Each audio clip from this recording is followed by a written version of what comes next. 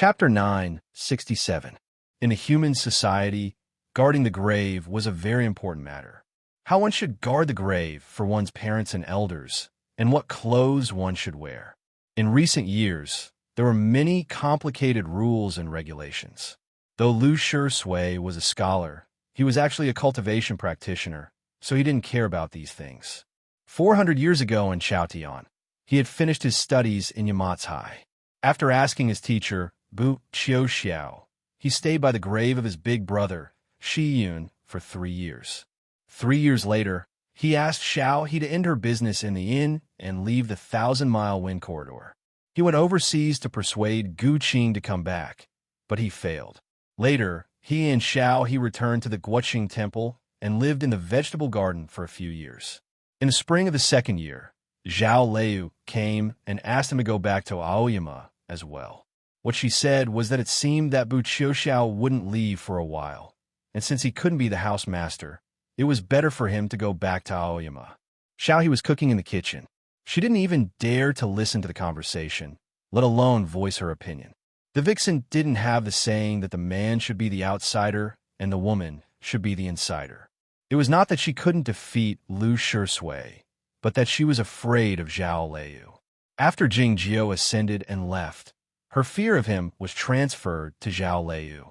She felt uneasy whenever she saw this woman, so she didn't want to see her at all. Lu Shui said, "I was expelled from a mountain gate before. It's a bit weird to go back openly."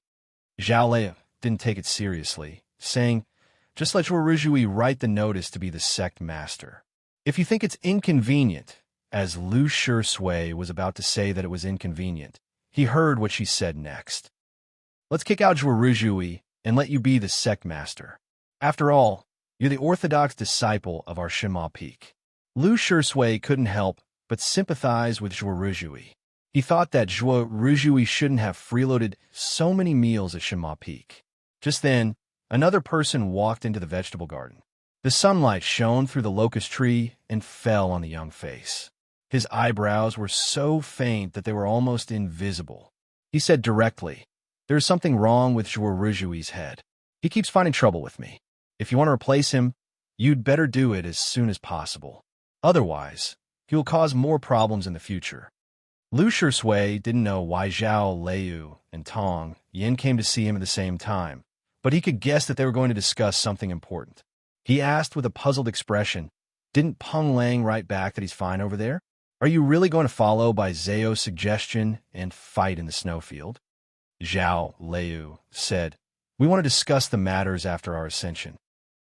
According to the usual practice, only one ascendant would appear in Chaotian every 1,000 years, but it seemed that the rule would be broken soon.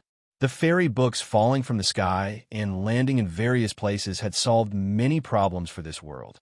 In Chaotian at the moment, the 3 of them and Zhuo Rizhui had the highest chance of ascension, excluding the new queen and Peng Lang in the snowfield. Even so, it was still a bit overconfident or narcissistic to start thinking about the matters after their ascension a few hundred years in advance. It could be said that they had all been greatly influenced by Jing Jiao. Tong Yin told them about her plan and returned to Cloud Dream Mountain after that. Zhao Liu and Lu Shui talked about something else, and they didn't bid farewell until late at night. Standing in front of the vegetable garden and looking at the light and steam in the kitchen, Zhao Liu said, "You knew she would die." Lu Shui fell silent for a long time, saying nothing. A few hundred years later, they had indeed ascended. They met again in the small vegetable garden, and then they came to the Guoqing temple.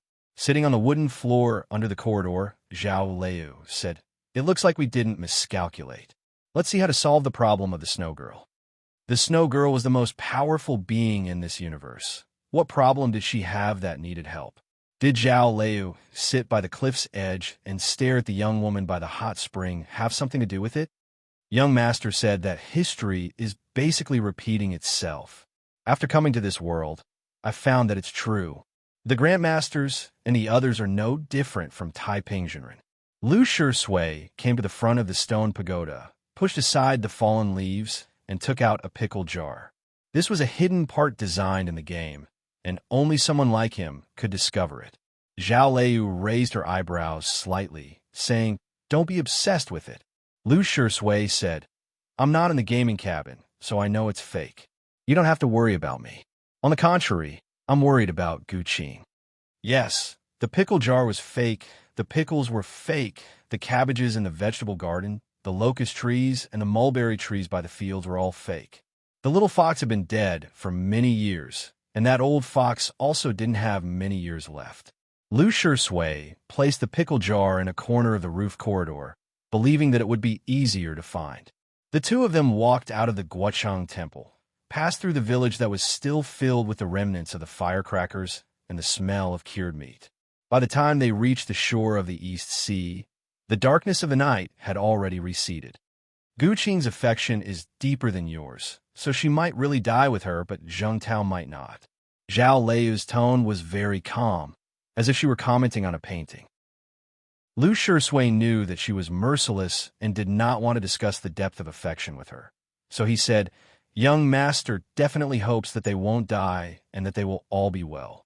The distant morning sun leapt out of the sea, as if agreeing with his statement. The sun set on the other side of the sea. The giant waved his hand, and a gale appeared in the sky, tearing down many strands of the clouds as if they were eating cotton candy. Those spirits with transparent wings were quite frightened, shouting and yelling at the giant's back. In any case, they knew that the giant had a gentle personality and would not mind. The treasured ship seemed to be moving slowly, but it was actually traveling at an incredible speed toward the other side of the blue sea. Very quickly, they threw these scenes and sounds to the back of their minds. A few days later, the treasured ship arrived at the famous secret border of the Singing Spring. Gu Qing stood at the bow of the ship, gazing at the huge whirlpool in the distance that had changed beyond recognition, listening to the thunderous sound of the water, and very naturally thought of the past. Back then, after his master used his supreme divine ability to repair the huge whirlpool, he fainted. Later on, he led countless cultivation practitioners of various sects back and forth on land and sea, finally accomplishing this task. Empress Hu walked to his side and looked at the huge whirlpool in the distance, showing a hint of timidity on her face. "Don't let the ship get too close," she said. Even though she was a vixen with a high cultivation state, time had left some traces on her face. However, in comparison to Gu Qing, whose white hair was ruffled by the ocean wind and wrinkles appeared at the corners of his eyes, she looked much younger. It was as if the old and the young were a perfect match. Gu Qing was already a figure in the upper state of the heavenly arrival state, and his two wives had an exceedingly high cultivation state. As such, they had no need to worry about the treasured ship falling into the huge whirlpool. He was fully aware that his wife was merely pretending to be weak out of habit, so he didn't expose her like she had done in the past hundreds of years. He signaled for his disciples to steer the ship away. After passing the huge whirlpool, they arrived at the calm belt. The surface of the ocean was as calm as a mirror, or like a gloomy blue satin, until it was cut open by the treasured ship like a pair of scissors. Gu Qing recalled something that had happened many years ago. At the time at the Dao competition at the Zhongzhou school, everybody saw Hejan walk on the surface of the ocean in the illusionary realm of the green sky mirror. "I don't think Hejan will show up this time," Jingjiu said regretfully.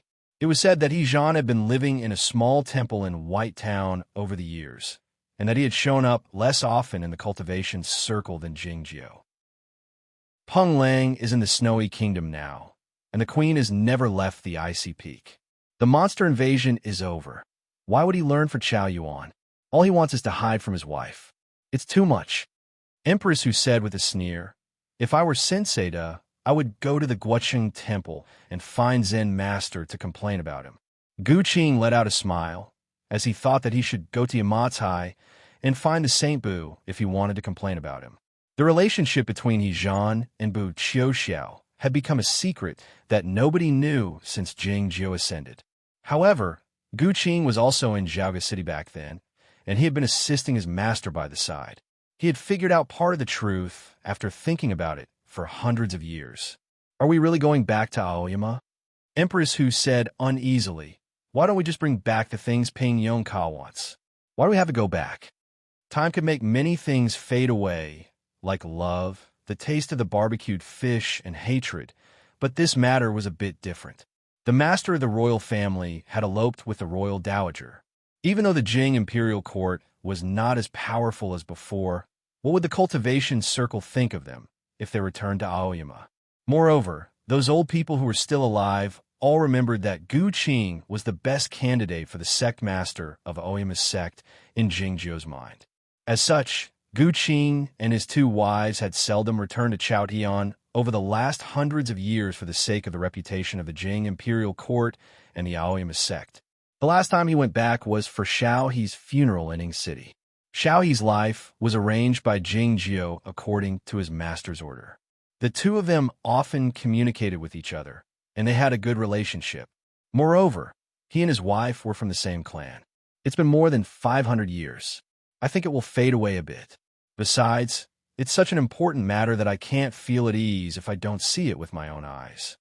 Gu Qing combed his fluttering white hair behind his back and made it into a Taoist bun with an ebony chopstick. His movement was casual, but it was natural and graceful. Empress, who knew that Jing Jiu had made up his mind, so she said no more. You should go back to Aoyama in a few years. Even if you don't become the sect master, it's quite comfortable to be the great grandmaster on the Shima Peak. There's no need to stay on the ocean, exposed to the wind and the sun. Gu Qing had achieved a high level of cultivation, but he looked so old. It was obvious that he did it on purpose. She had never mentioned it before, but she was aware of his intention. What she said was a response. Gu Qing was aware that she didn't want him to see her old appearance before her death. I don't like you because you're young, he said with a faint smile. Hundreds of years later, Jing Jiu's words of love were more effective than before. Empress, who spat a bit bashfully. It was then that Zhun Tao walked out from the cabin after lifting up the curtain.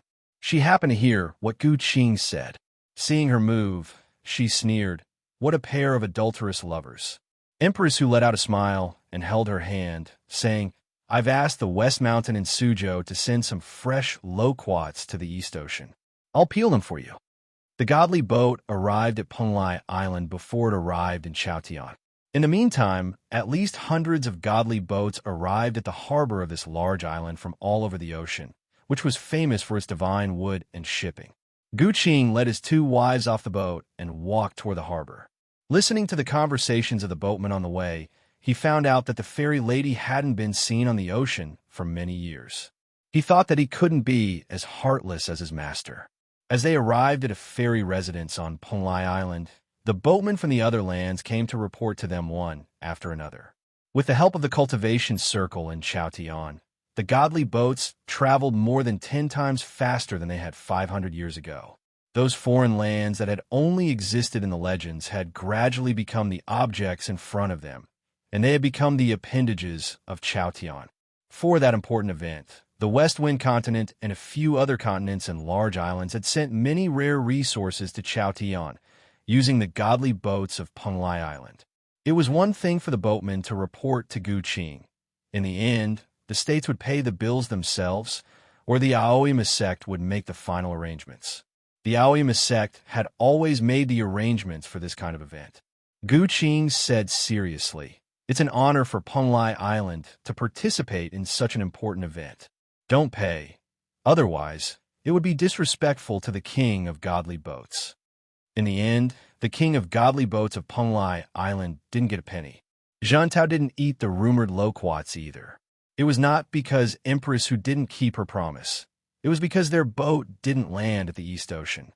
A few years ago, when Gu Qing brought them back to Chaotian to attend the funeral of Xiao He, the boat traveled too fast and didn't stop.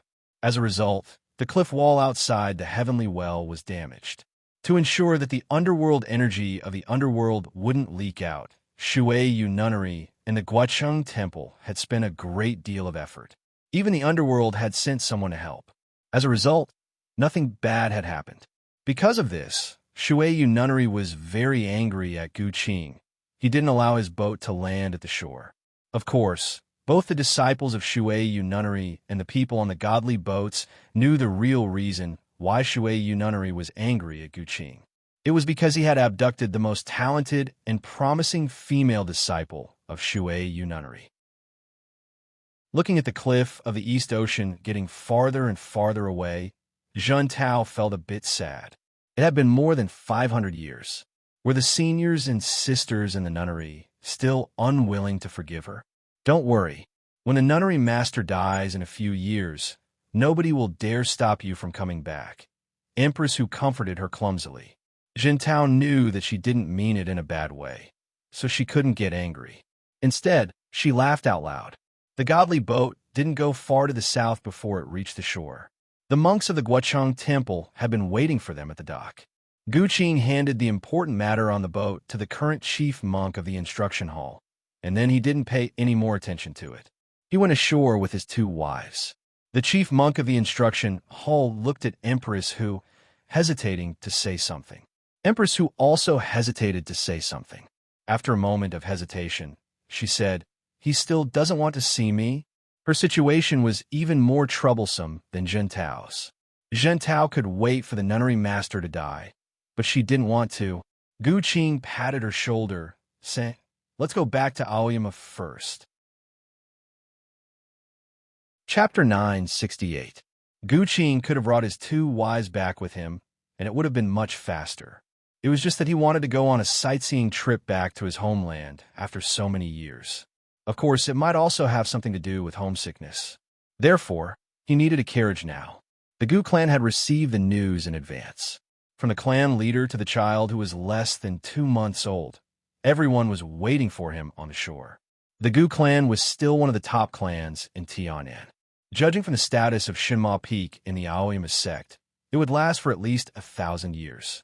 Seeing Gu Qing's figure, tens of thousands of people knelt down like a tide, but there was no sound. The scene was extremely spectacular. The carriage behind the crowd was even more eye-catching. Gu Qing waved his hand and did not say anything. He got into the carriage with his 2 wives. The roof of the carriage was hollow and was inlaid with an extremely precious crystal. The area of the window was also very large. As for the material of the carriage and the breed of the horse, it was needless to say. The carriage was very spacious. There were 2 soft couches facing each other. The floor was covered with an expensive carpet, and there were good wine and tea on the tea table. There were all kinds of snacks inside. Jun Tao had been cultivating in the Shui Yu nunnery since she was a child and had traveled on the sea for hundreds of years. Her life was free and beautiful, but she had never experienced such prosperity in the human world. She could not help but be a little surprised. Empress who had lived in the palace for a long time and had seen all the prosperity in the human world. She also felt that this carriage was a little too luxurious. She reminded him carefully, "We have been back for so long, there must be many people watching us. Isn't it not good to be so ostentatious?" Gu Qing lay comfortably on the couch and looked at the shadows of trees and white clouds passing by through the skylight. He thought of the past and said slowly, "Don't worry, this is Master's." The carriage left Donghai and entered Machio. The official road outside the Guochang temple was still full of carriages and tents on both sides. The monk doctor walked slowly between the carriages and tents with the help of the folk doctors and officials. There were not many changes in the world. At least, for ordinary people, birth, aging, sickness, and death were still normal. However, there were some changes in the end. For example, the number of patients who suffered from external injuries was much less. This meant that in recent years, the Jing dynasty's management of the world was rather good. Just like that, the carriage traveled between the various states and counties. It wasn't considered a private visit because the 3 of them didn't have any status at the moment. Looking at the peaceful world outside the window, Gu Qing was very pleased. Although he did not manage Aoyama well according to his teacher's instructions, everything was fine. More than 10 days later, the carriage rushed into a thick fog that could not be dispersed. Faint voices of people came from the front. It was actually a town.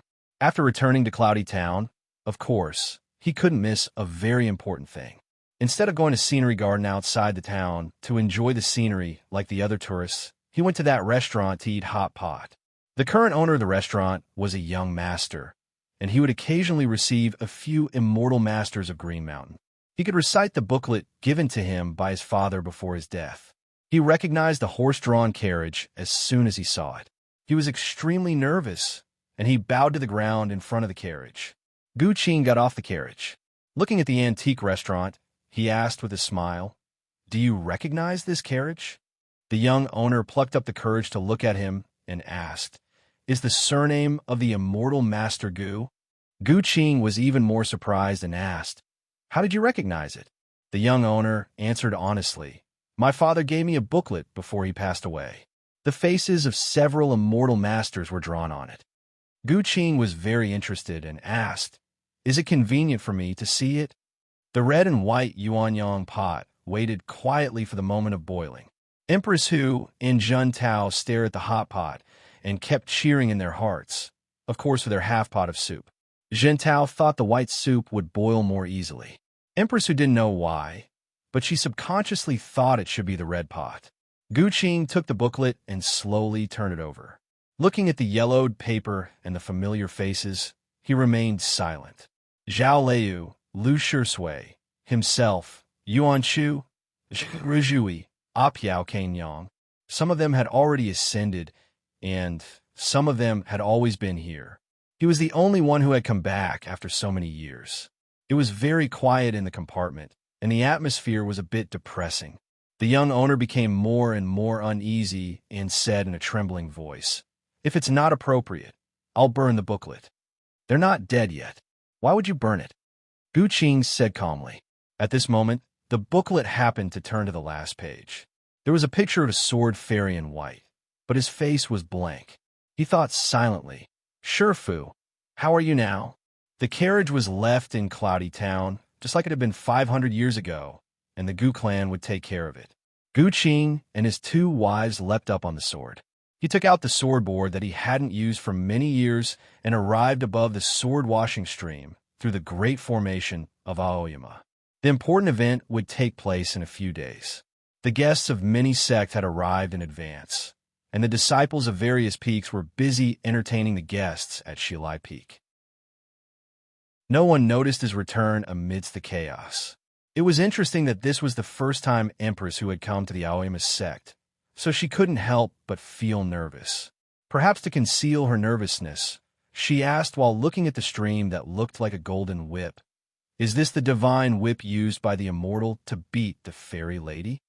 Gu Qing assented, and then introduced the other peaks to her, such as the magic pills and books on Shuriwa Peak, the files on Shilai Peak, the ocean of clouds on Tingguang Peak, and Qingrong Peak, which she should never go to.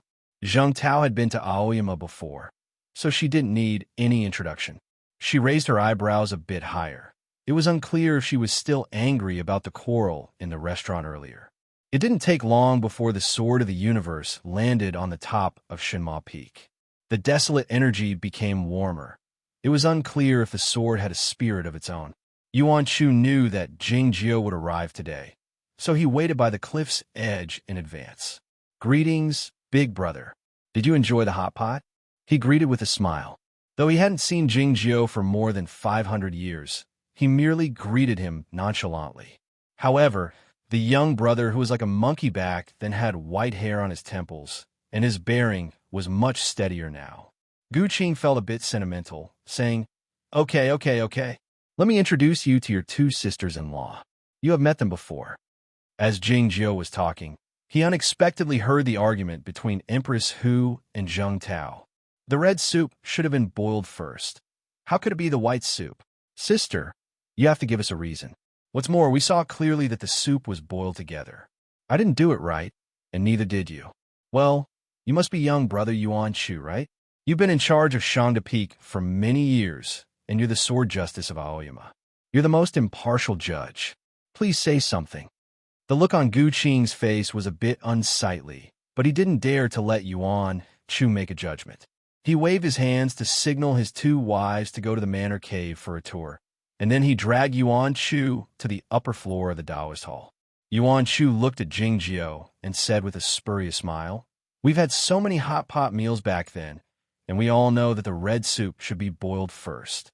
But why did the two sisters-in-law see that the soup was boiled together?" Gu Qing said with a straight face, "A bowl of water should be leveled, and a pot of soup should be boiled together." What he said revealed a clear message. Jingzhou must have done something at that time. A figure in the heavenly arrival state should have used the divine method on hot pot. What kind of logic was this? Yuan Chu said helplessly, "Big brother, why did you do this?" Gu Qing didn't want to discuss this issue, so he asked, "How are you and Yushan?" Yuan Chu said, "We're fine. Our daughter is now at the South Pine Pavilion. Though she's not of natural Tao quality, her aptitude is better than ours. She should enter the Hall of Sword Washing next year."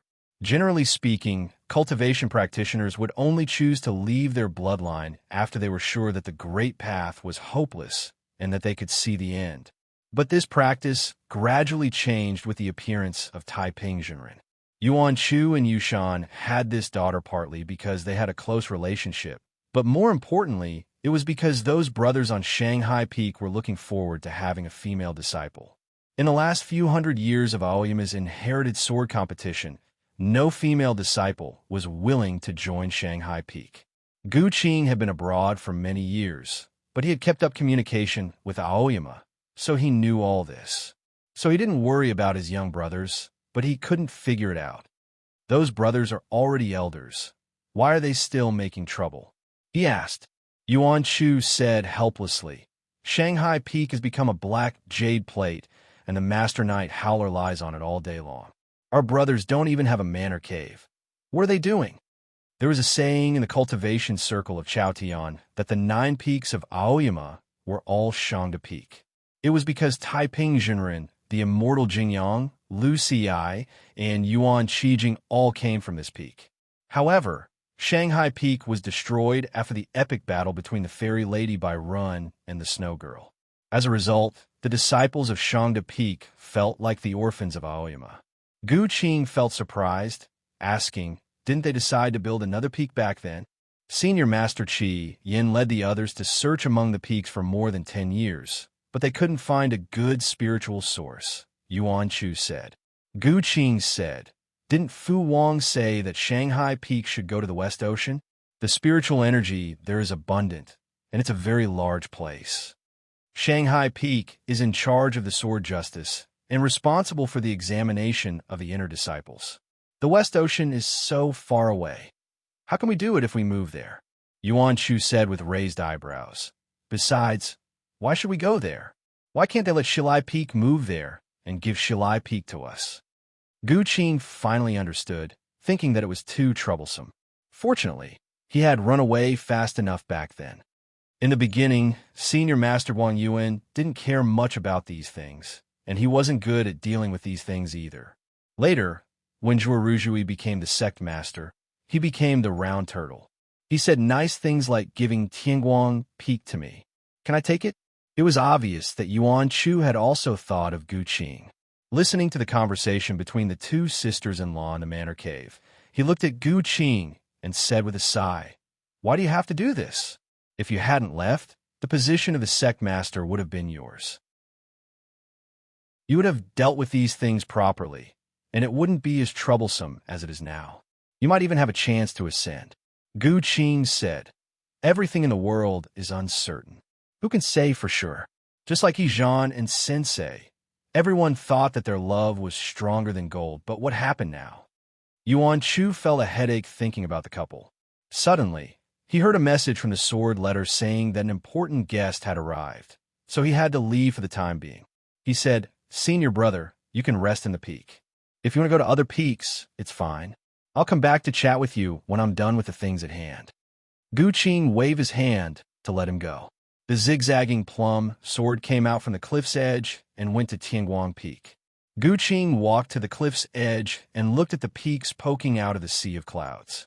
He wondered where he should go if he wanted to go. He had many acquaintances in Aoyama back then, but not many of them were still alive. Lei Il-kyung and Yao Songshan had left more than 100 years ago. Guan Anshan was still alive, but his elder brother Guhan and Lin Yuanji had also left. So many of the former disciples of the 3rd generation had left, not to mention those masters. Elder Mo Chi and Senior Master Mei Li had passed away many years ago. Fang Jingtian had died without a sound. Heaven and earth had sensed his death, but it hadn't attracted much attention. Senior Master Qi Yin had lost an arm at the West Ocean, but his cultivation hadn't been delayed. Instead, he had lived a few more years. 170 years ago, Guan Yuan Jinren failed to ascend. He turned into a gust of gentle wind on the stone bridge between Shuriwei Peak and Shilai Peak. The gentle wind sent the sword into Yunxing Peak. This former swordsman of the sword had bid farewell to Aoyama. What was the point of going to those peaks when he was gone? Empress Hu and Zheng Tao walked out of the manor cave and felt very sad when they saw Jing Jiu standing by the cliff's edge. They shut their mouths reflexively. In fact, they quarreled from the restaurant to Shima Peak because they were worried that Gu Qing would miss the old man too much. They had sensed something wrong with Jing Jiu a long time ago, before the ship arrived at Penglai. They had lived together for hundreds of years, so it was impossible for them not to feel it. As they were about to come over and comfort him, they suddenly heard the cries of monkeys coming from the bottom of the cliff.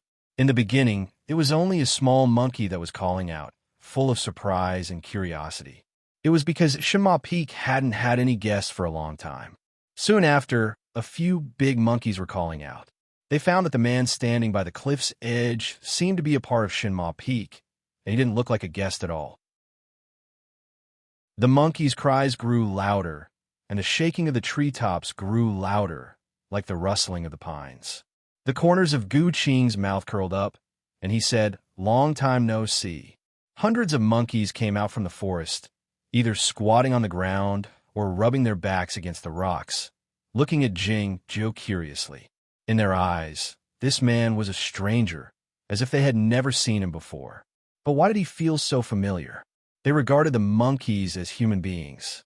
Was this the so-called collective unconscious? A small monkey plucked up its courage and jumped onto the cliff's edge, calling out to Gu Qing in a low voice. Empress Hu and Zheng Tao eyed each other, feeling perplexed, wondering what these monkeys wanted to do. I don't know where I come from, Gu Qing said to the small monkey earnestly. I'm a native of this place.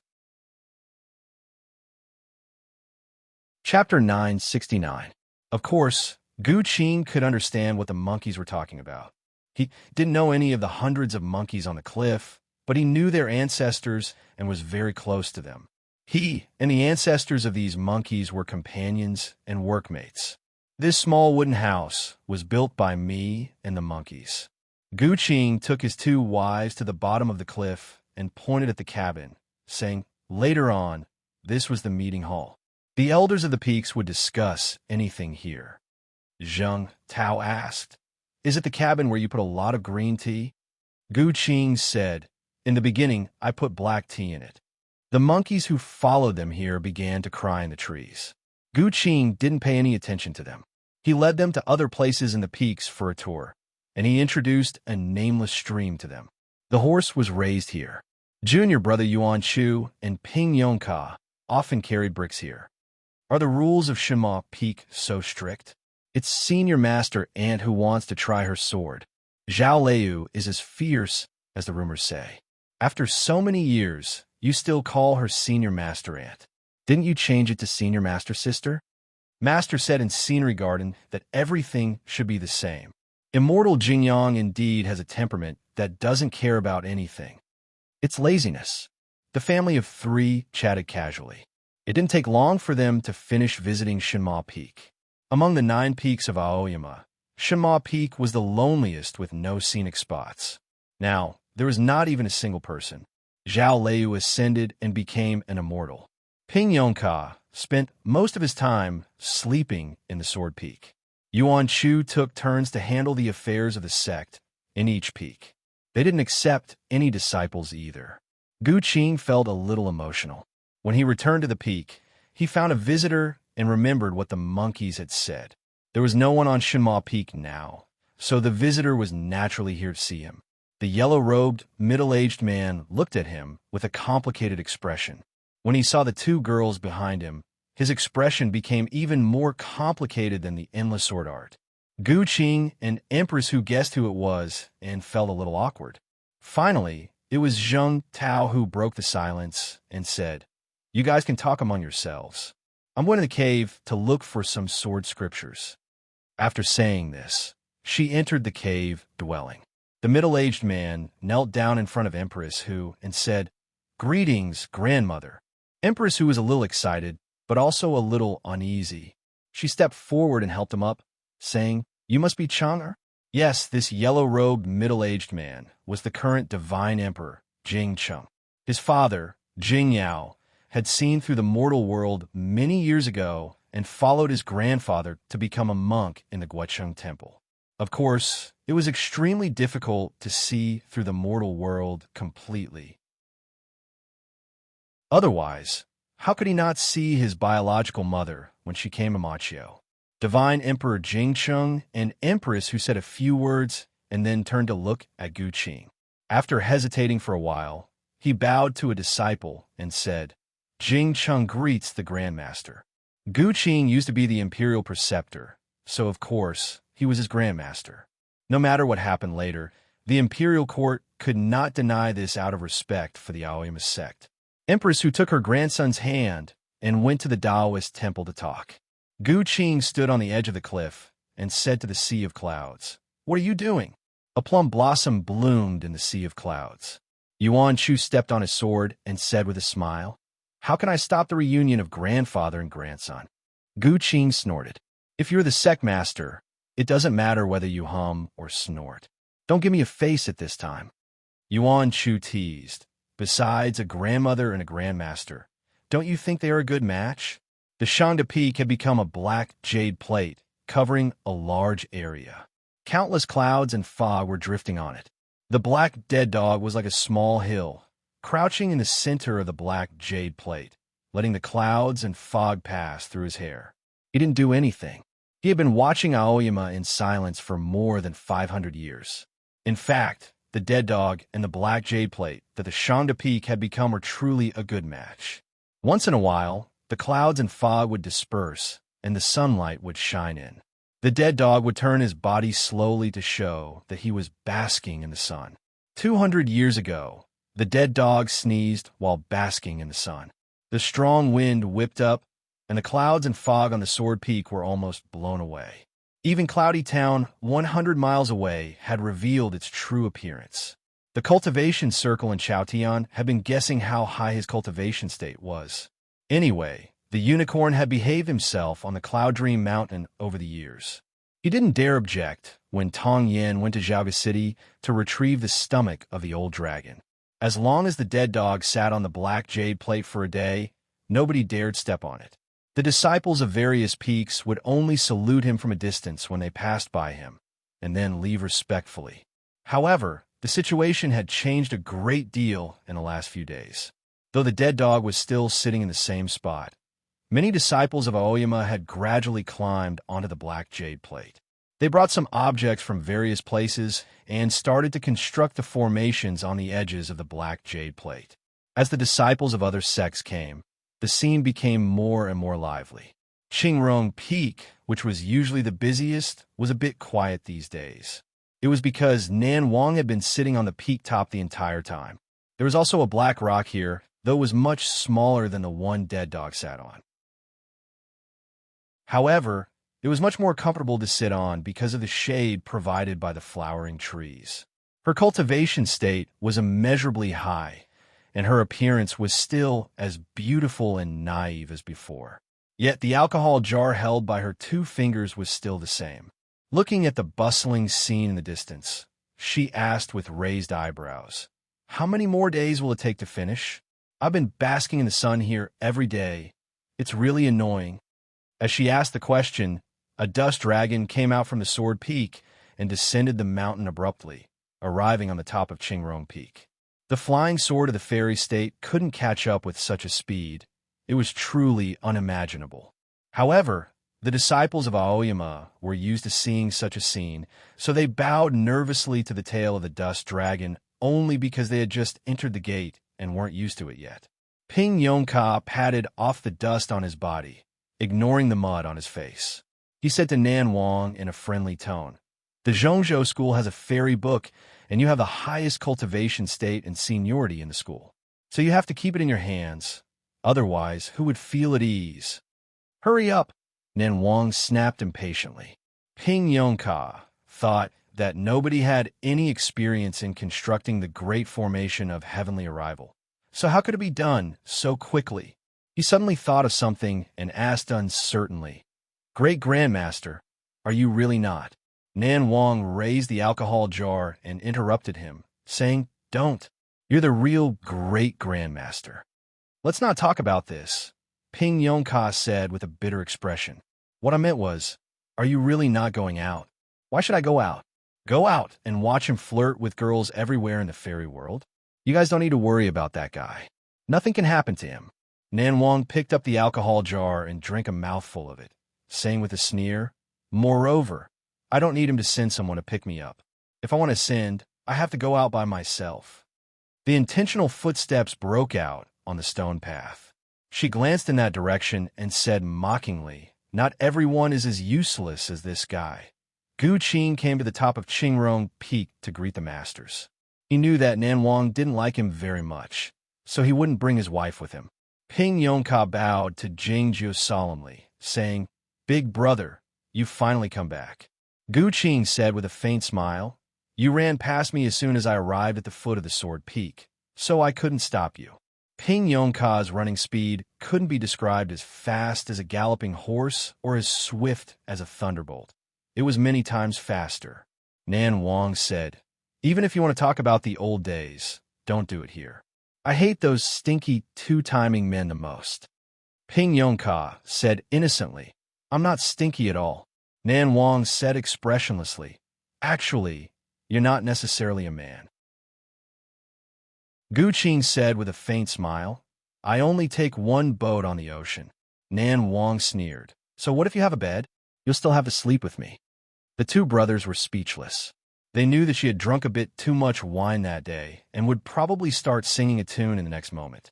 After bowing to Jingjiu, they left the mountain in a hurry. All of a sudden, they were blinded by a flash of golden light in the distance. It was not the sword-washing stream, but the location of the Shangda Peak. The edges of the huge black jade plate had been cut open by the flying swords a few thousand times. The inside of the plate was filled with golden water, glinting under the sunlight. Looking at it from a distance on Qingrong Peak, it looked like the complicated and exquisite golden lines. This was the edge of the formation. The flying swords and carriages descended from the peaks and the sky, bringing countless crystals and all kinds of precious treasures. If you hadn't scavenged for them overseas for 3 months, we might not have enough, said Ping Yongka. How many of you are going to go this time? Asked Gu Qin. The great formation of heavenly arrival had been repaired with the help of Chaotian and other lands and a great deal of resources. It would be meaningless if only one of them could go. I have to stay here to look after the house for my master, so I can't go. You said in the letter that you don't want to go either, and Peng Lang's daughter is still young. Ping Yongka couldn't figure out, even though he counted with his fingers for a long while. He was too lazy to do it again. Pointing to a Taoist nun in a green dress on the black jade plate, he said, Now I'm sure that big sister Kanyang will go. The Taoist nun in a green dress was the great grandmaster of the mirror sect, Kanyang. Of course, she was more famous because of her historical status in the chess playing and her relationship with Jingjiu. Back when Jingjiu went to the mirror sect to study the method of splitting mirrors and to calculate the formation of dispersed smoke and clouds, she had been by his side. Now that she was the most outstanding grandmaster of formations in Chaotian, the Aoyama sect entrusted the most important task of presiding over the formation to her. After all, she was not an outsider. Zhao Liu, Tong Yin, and the others had ascended, but Ping Yongka was guarding the southern part of Chaotian. The little snow girl was as powerful as ever in the north. Peng Lang was traveling between the north and the south.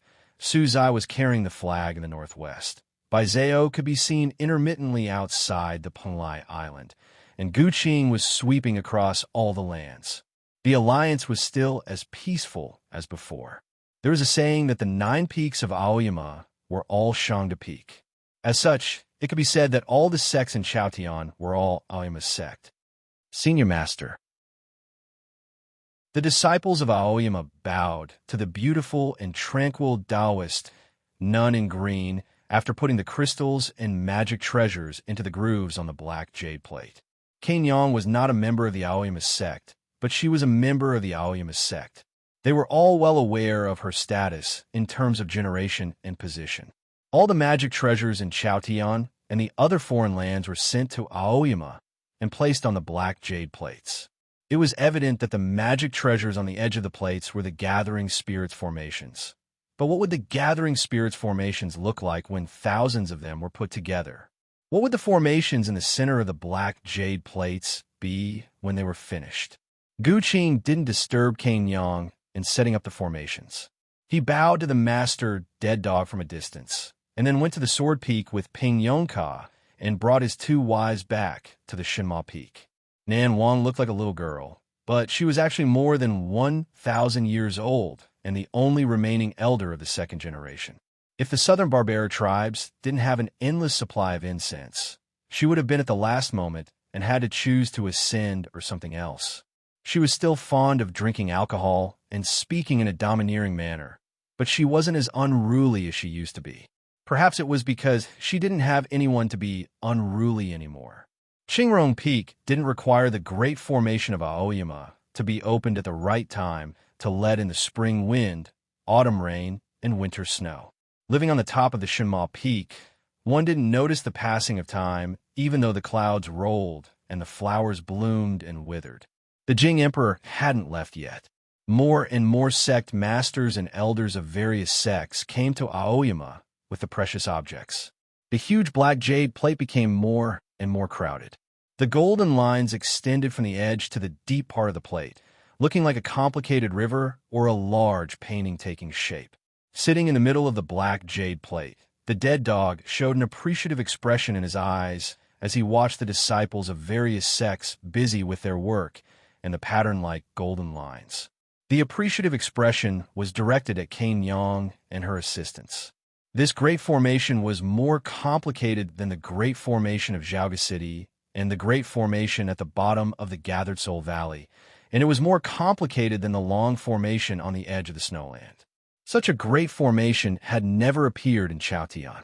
Cain Yang had studied it for hundreds of years and prepared for it for more than 100 years, but she still encountered many problems. She didn't show any frustration, nervousness, or disappointment when encountering those problems. All she did was discuss with her assistants calmly about the modification of the formation. Those assistants came from the Platonist sect, the Mirror sect, the Guoqing Temple, the Zhongzhou school, and the Aoyama sect. All of them were young disciples. Hundreds of cultivation practitioners of a young generation who were good at calculation and formation sat on the black jade plate. Their gazes followed Cain Yang's hand to look at the huge light screen, calculating and reconstructing the formation. What kind of formation was this? Yuan Shu, Ping Yongka, and Guanan Shan were in charge of receiving the guests of various sects and arranging the receiving of the magic treasures, magic pills, and crystals, so they were quite busy. When they saw the scenes on the black jade plate once in a while, like the dead dog, they would show an appreciative expression in their eyes. It was not an expression of affection or praise for the disciples of the younger generation, but a feeling of contentment or happiness. Normally, talent was merely a matter of probability, and the natural cultivation path was still rare. But why was the current cultivation circle so much stronger than before?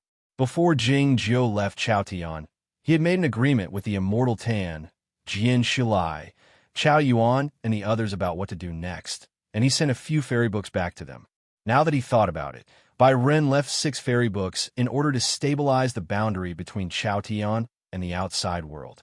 The energy of heaven and earth in Chaotian was very abundant at the moment, and some of the dried-up spiritual sources even showed signs of regeneration. This was only one of the reasons. More importantly, the research and innovation of the magic methods in the cultivation circle had progressed at an unimaginable speed. The cultivation circle was also divided into different sects, but it lacked the sectarian bias. The scenes where the various sects gathered together to discuss the formations were a common sight at the plum meeting and the Tao competition. The various sects communicated with each other and used the magic methods to communicate with each other. As a result, the progress was much faster. Why didn't sectarian bias exist anymore? It was because the sects had lost their meaning. The Wanzhong Chaotian belonged to the Aoyama sect. In other words, those people left behind by Jingjiu were the rulers of this world. Since they were all brothers and sisters, there was no need to differentiate between them and you.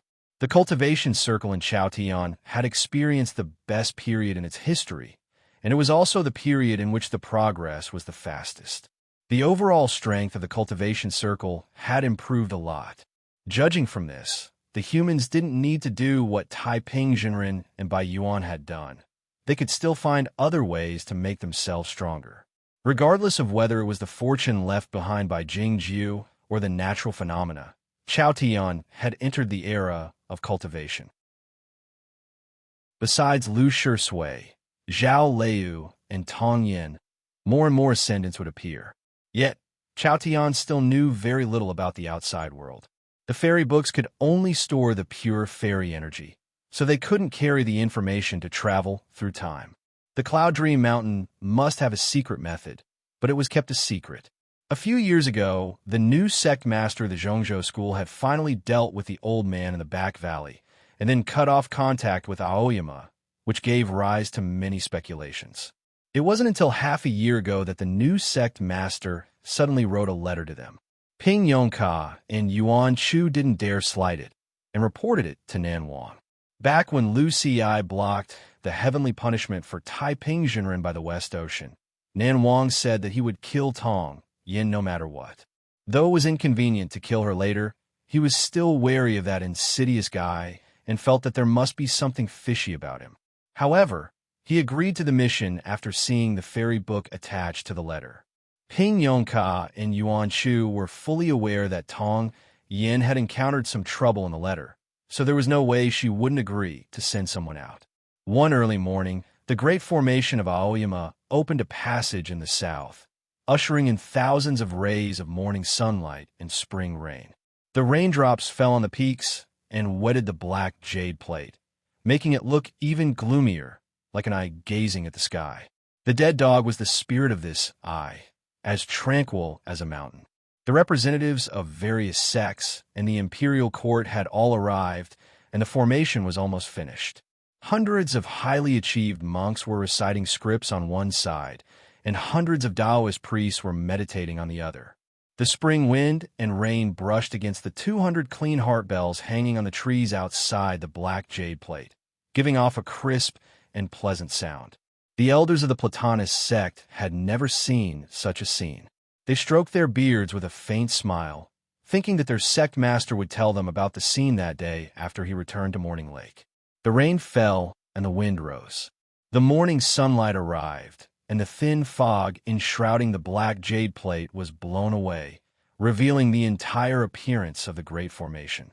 Innumerable notches extended from the edge to the innermost part of the formation, and the middle of the notches was twisting and turning, as if the rivers and streams were flowing willfully. However, if one looked closely, they would find that the direction and changes of those lines were in accordance with a certain natural law, giving off an indescribable sense of beauty. A great deal of flowing gold was flowing slowly in the notches, filling every notch in the area of 10 square miles. Illuminated by the distant morning sunlight, the golden liquid emitted sparkles that looked like crystals. It should be the broken pieces of crystals mixed in it. The crystals were a precious source of energy for the regular cultivation practitioners, but they were ground up and used as a coating. This was no different from when Yuan Chu gave the ocean pearl on the Shinma Peak to young sister Yushan in secret. It was an extravagant act that defied the natural order. However, this great formation of heavenly arrival was a formation that defied the natural order. The prototype of this formation was the formation of dissipating smoke and clouds set up on the Shinma Peak by the immortal Jingyang when he ascended, but it was more than 1,000 times larger and had been modified in many ways by Cain Yang and those young talented disciples. Of course, these modifications were also based on the supreme wisdom left behind by Jingjiao. The name of the formation and its origin came from the heavenly arrival of slaying formation set up by Taiping Zhenren near the giant whirlpool when the world was destroyed. However, the trajectory and intent of the formation were completely opposite. Everything was ready, but no one knew when it would start. The current elder Shui Yununnery had been holding a peach blossom branch, and the petals on the branch had been falling slowly. 2 more petals fell off, leaving only 1 lonely petal. She walked to the edge of the black jade plate and handed the peach blossom branch to Ping Yongka. Ping Yongka took the peach blossom branch and inserted it into his waist like a sword. Looking at the thousands of cultivation practitioners among the peaks, he asked, "Who is going to ascend today?" Chapter 970. Ascension was neither a treat to a meal nor an outing. It was the lifelong dream of the cultivation practitioners, the end of the path toward heaven, and the most difficult thing in the world. Only a few dozen ascendants had appeared in Chaotian over the last tens of thousands of years. Could it be that anyone who wanted to ascend could ascend today? Of course, not everyone could ascend if they wanted to. It was merely a dream for everyone. Even if the great formation of heavenly arrival could open a passage, it would be very risky, and they might have to face the heavenly punishment. Few people were qualified to enter this great formation. They had to be at least in the heavenly arrival state. Cain Yang said calmly, "I'd like to go and have a look." She was the controller of this great formation of heavenly arrival, so she had to be in the middle of the formation. Moreover, she was a chess player, so she wanted to see the world outside the chessboard the most. Soon after, Yuan Chu and young sister Yushan also came forward, causing the cultivation practitioners among the peaks to whisper among themselves. It was well known that Yuan Chu, the sect master of the Shanghai peak of the Aoyama sect, had the most ordinary talent among the disciples of the Shenma peak, and his cultivation partner had a similar talent. She had luckily broken through the heavenly arrival state a few years ago, but her cultivation state was still a bit unstable. Did they want to ascend as well? Ping Yongka said awkwardly, "Big brother, big sister." The peak master Yushan felt a bit embarrassed, standing behind Yuan Chu. Yuan Chu's face turned gloomy, looking a bit like Yuan Shijing's solemn countenance back then, but his words and actions were much more shameless than his granduncle's. "It's because we have ordinary talent that we're the most qualified to sign up," he said. Though what he said sounded a bit shameless, it was actually quite sensible.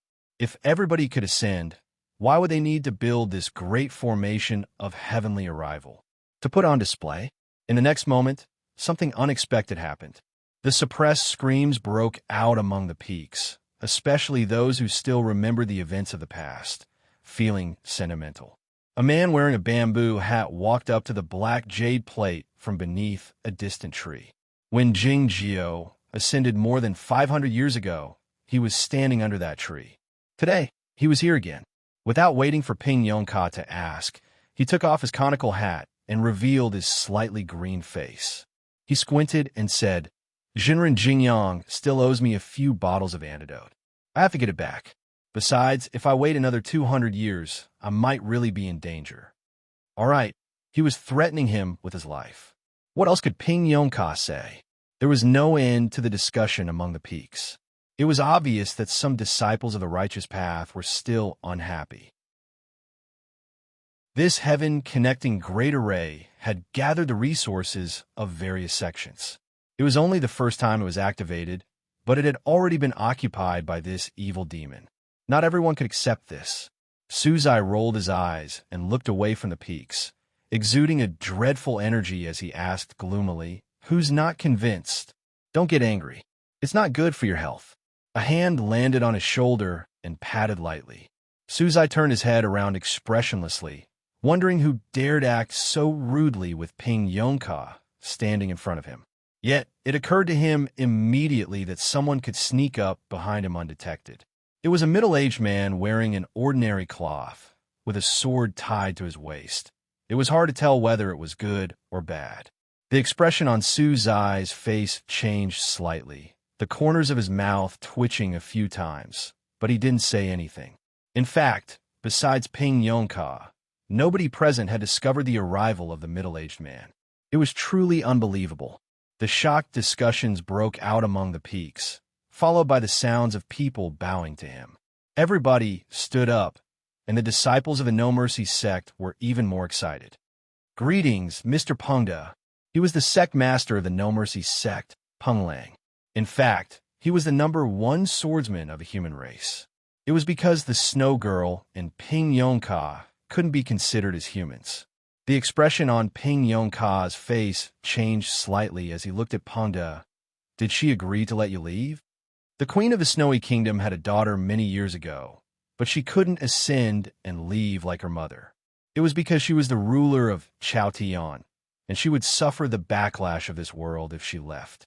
Even the great formation of heavenly arrival might not work, and it might even cause the formation to disintegrate.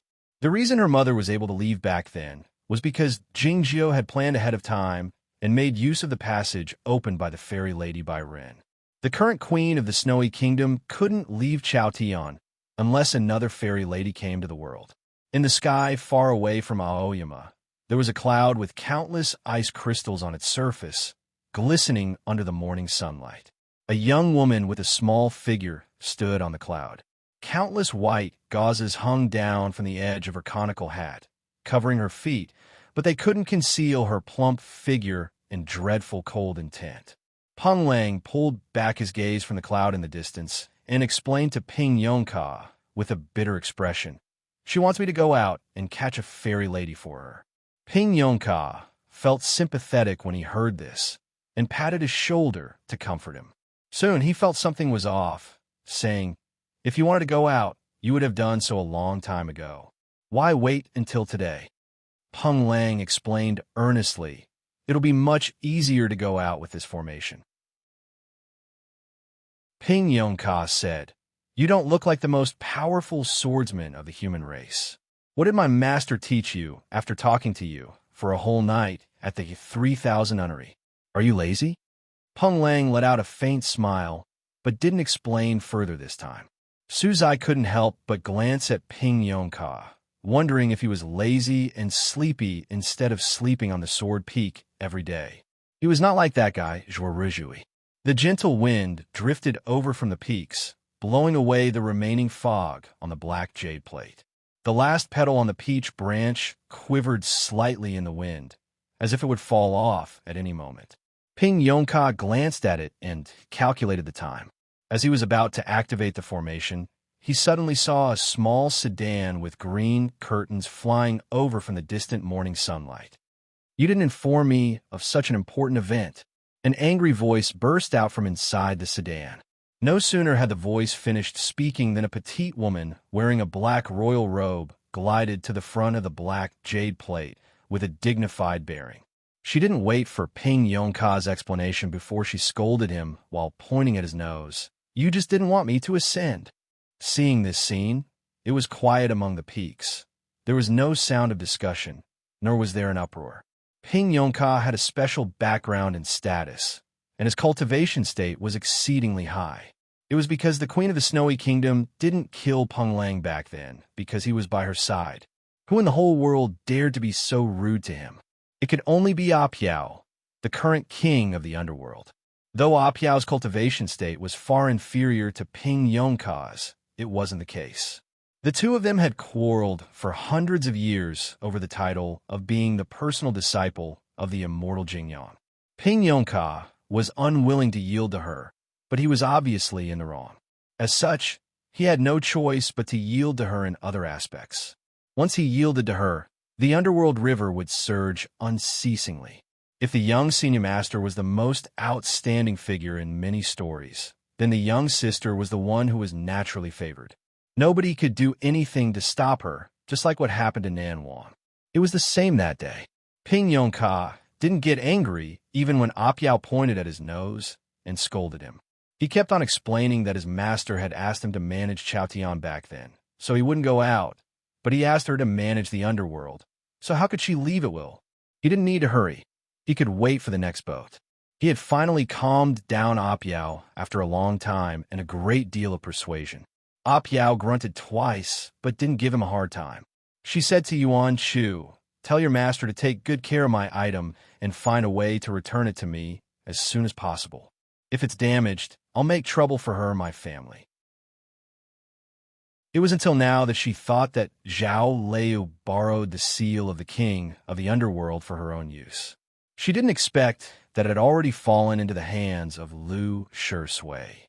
The Emperor Jing Cheng listened to the conversation from a distance, hesitating to say something. He also wanted to ask Yuan Shu to tell Zhao Liu to take good care of the first child sword after his ascension, in case anything happened to it. However, his status was too low, and Yuan Shu was his grandmaster, so he didn't dare say anything. The ocean of clouds in front of the cliff had dispersed. They could see the peaks of Aoyama and the bustling scene on the other side clearly.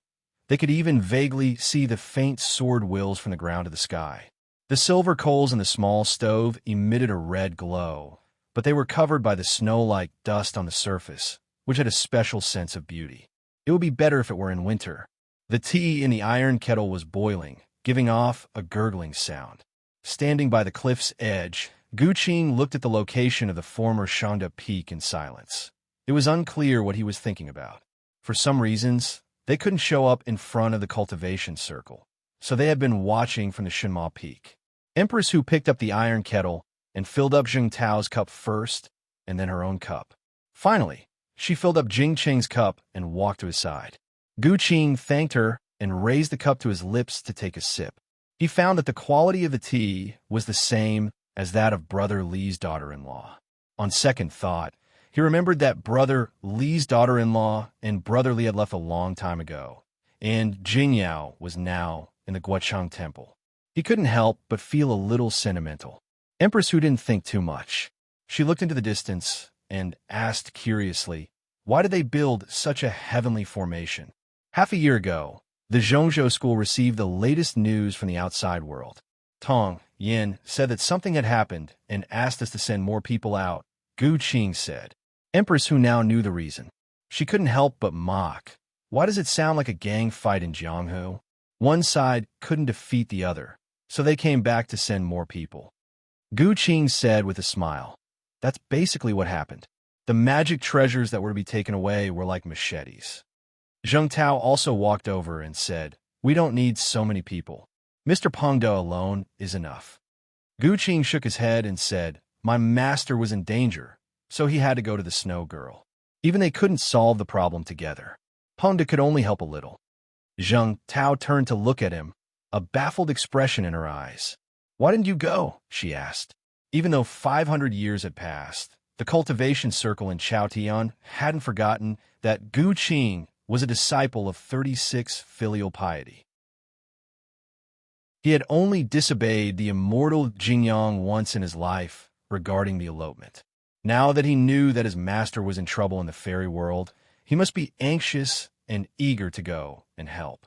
Though I've never neglected cultivation in my life, my talent is limited and my fighting prowess is not strong enough. Even if I went to the fairy world, I would only cause trouble for my master. Gu Qing didn't tell her all the reasons why he didn't go. What about Yuan Shu and Yushan? They went there for sightseeing. Chapter 971.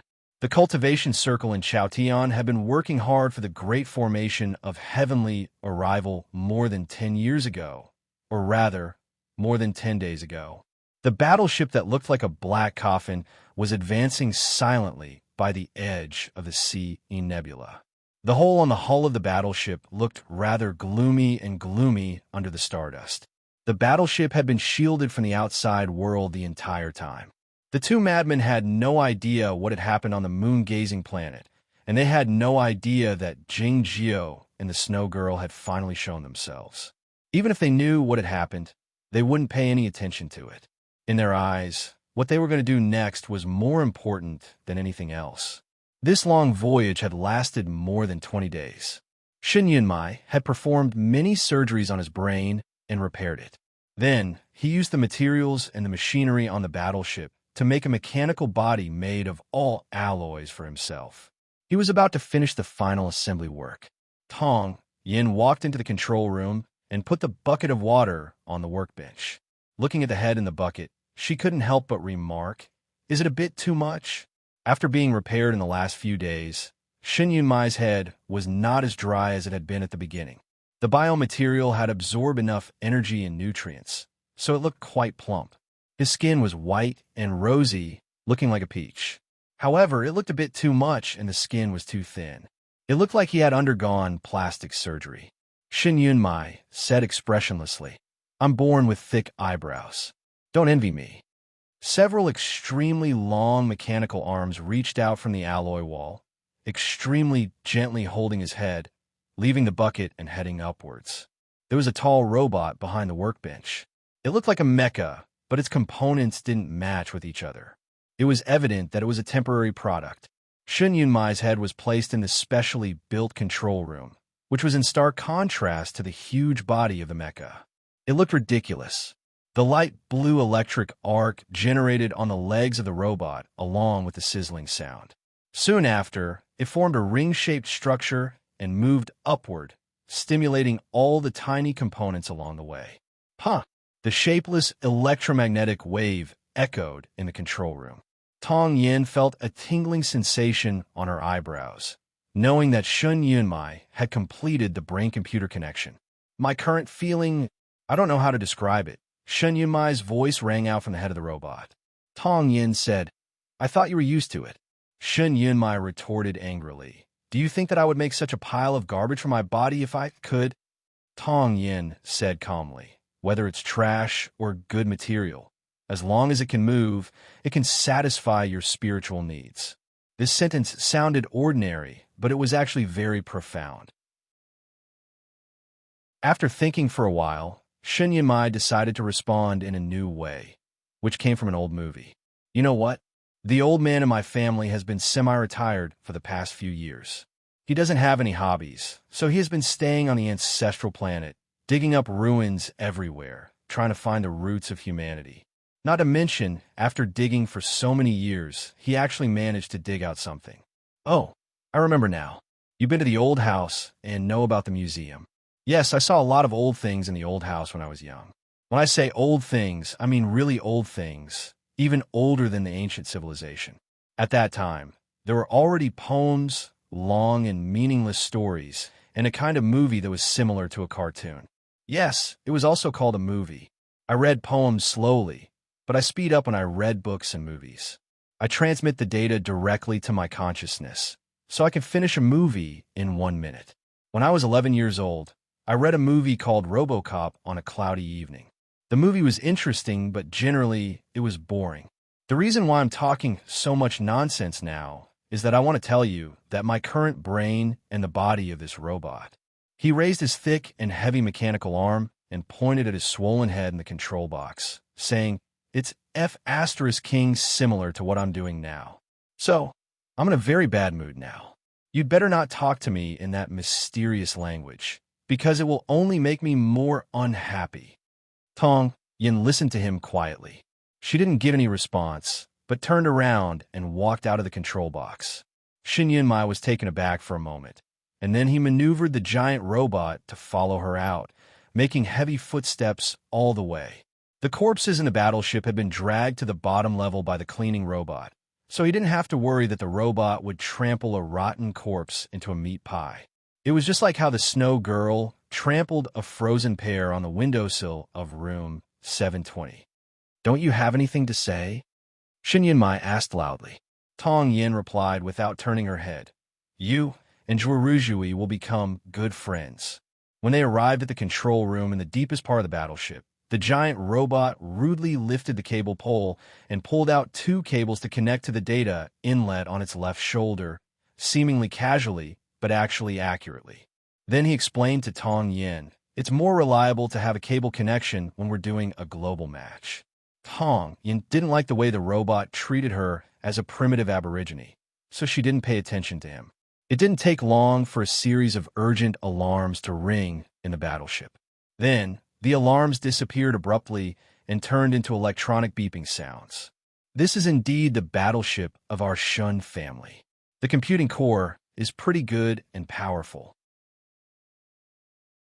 Shin Yunmai manipulated the robot to pull off the cables and made a few clumsy dance movements, saying, "Next, let me complete the super calculation that you country players can never do." Tong Yin looked at him expressionlessly and said, "You should compete with that computer if you're so capable." The giant robot froze. After a while, Shin Yunmai's voice rang out again. "I'll occupy her body one day. I'll rape her mentally. I'll own her. Then, I'll use her computing core to solve the ultimate problem of our universe." Tong Yin had no interest in this lunatic's fantasies. "Can you not be so noisy?" she demanded. "No, I can't," Shin Yunmai replied. A few days later, the Black Coffin battleship finally opened the composite plates covering the surface of the battleship according to the pre-calculated procedure. At the same time, the propulsion system and the remote positioning equipment were turned on. Looking at the star chart ahead, Tong Yin was certain that there was no problem with the route ahead. They would arrive at their destination after 2 more space jumps. Shin Yunmai had been modifying the robot in the control room over the last 2 days. It was unclear why he had such a high requirement for the appearance of the robot. A few days later, the Black Coffin battleship passed through a deserted space passage and arrived in an extremely remote region of stars. The permanent stars here were sparse, and the traces of the war in the distant ancient times could still be seen. It was not suitable for humans to live here, and it was impossible to develop it. Along with the heavy footsteps, the robot came to the control room. Together with Tong Yin, he looked at the monitor screen. A white permanent star hovered in the dark space ahead of them in silence. The permanent star looked so ordinary, devoid of any special feature, but it was special because it illuminated the void all the time. This was the sun that could be seen in Chaotian. "Where is Chaotian?" Shin Yunmai's voice trembled a bit. It was evident that it was not because of the amplification of the machine, but because of his mood. He was the perfect combination of the 2 civilizations, Chaotian and the Federation of the Milky Way. He had grown tired of the boring world of the Federation of the Milky Way, and he had been curious about and yearning for Chaotian since he was a child. As such, he liked wearing the ancient robe and playing the zither, his white cloth and long hair tousling. Today, he finally had the chance to see Chaotian in person. It was impossible for him not to feel excited. "It's over there," said Tong Yin while pointing at a spot. It was a long distance away from the white permanent star. It was a seemingly ordinary corner of the universe, just like the other places in the universe, a patch of nothingness. Shin Yunmai turned his head to look at the patch of nothingness.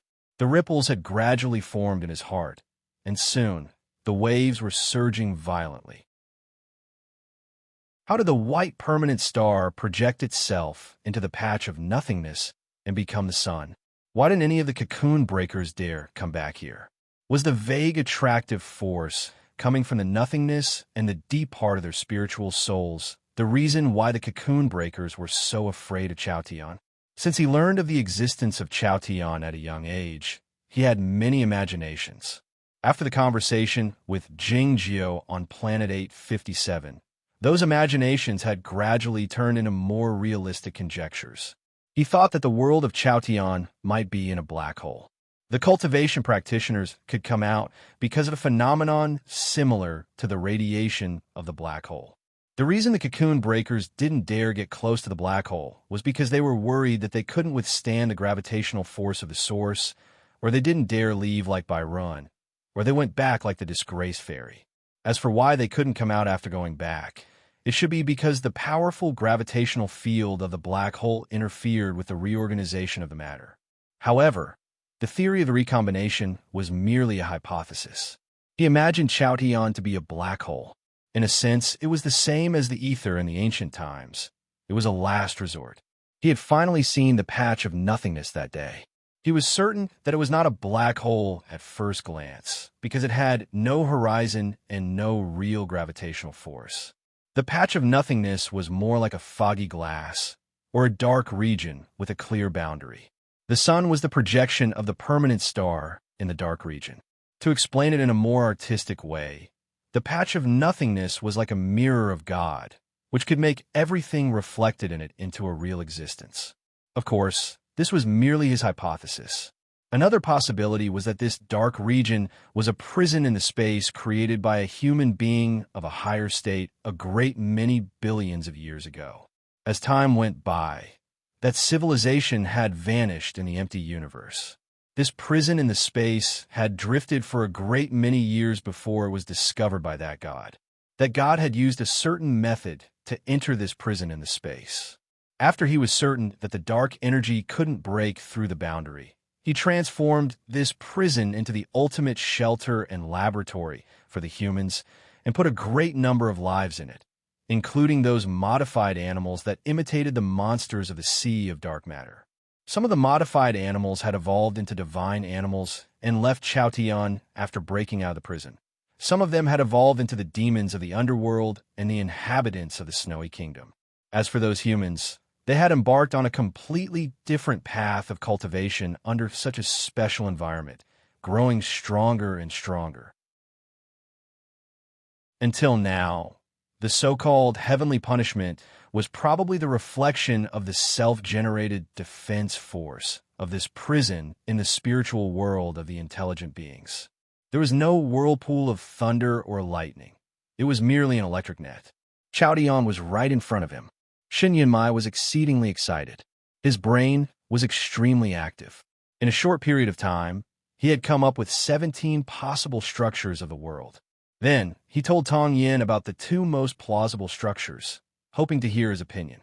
Tong Yin didn't have any opinion. Shen Yunmai remarked sentimentally, "Though you countrymen live a comfortable life, it's not a good habit to be unwilling to find out the truth." Tong Yin wondered why the cultivation practitioners on Chaotian tried so hard to ascend if they didn't want to find out the truth. However, it was not always a good thing to think about something that was obviously beyond the knowledge and the upper limit of wisdom. It can make people feel hopeless and go crazy. It was the case for Shen Yunmai. The black battleship was getting closer and closer to the patch of nothingness. Since it was the patch of nothingness, it was impossible to determine the exact location. It was because there was a marker outside the patch of nothingness. It was an old bamboo chair. The bamboo chair hovered in the dark space in silence, receiving the light of the distant permanent star. It looked the same as before, but many details, including the structure of the bamboo fiber, had changed a great deal. To put it more precisely, it looked like a dried flower. Seeing the bamboo chair, Shen Yunmai suddenly recalled many scenes into the path toward heaven. "I want to sit on it," he exclaimed urgently. The first generation of this bamboo chair was made by Jingjiu in that small village, and most of the later generations were made by Lu Shui. This bamboo chair had a special significance for the Aoyama sect and the cultivation circle in Chaotian. Jingjiu had spent most of his life on this bamboo chair. The snow girl had stayed on it for many years. Besides him, Zhao Liu was the only one qualified to sit on it. Well, there were also Ping Yongka, the idiot, and Zhuo Ruzhui, the shameless one. No matter what, Shen Yunmai still wanted to sit on the bamboo chair. It was like on a famous scenic spot, but he couldn't take the cable car to the top of the mountain because of the strong wind. Looking at the stone monument with the name of the scenic spot at the foot of the mountain, he wanted to lean against it and take a picture. "You can't sit on it. Do you want to put your head on it?" Tong Yin shot him a glance as if she was looking at an idiot, reminding him, "Don't forget that those people all sat on it with their buttocks." It was like sticking a warm face to a cold buttocks with a bamboo chair and time between them. Shen Yunmai snorted twice and said, "I'd like to take it and have a look." As he said this, the battleship reached out its mechanical arm to take the bamboo chair back. Tong Yin disagreed, saying, "Don't move it. The bamboo chair has its significance." Thinking that he couldn't sit on this bamboo chair, Shen Yunmai grew more dissatisfied with this heavy and bulky mechanical body. He was in a bad mood, retorting, "It has no significance at all." "It's a symbol," said Tong Yin. Shen Yunmai sneered, "Nonsense. Don't talk about it with me. I've been studying the principles of philosophy since I was 5 years old. It's meaningless." "Yes," Tong Yin said. "No. Yes. No." Yes. The seemingly childish conversation was repeated many times. Shen Yunmai said in a mocking tone, I can prove that it's meaningless with countless theories and examples. Tong Yin said calmly, if I think it's meaningful, then it's meaningful.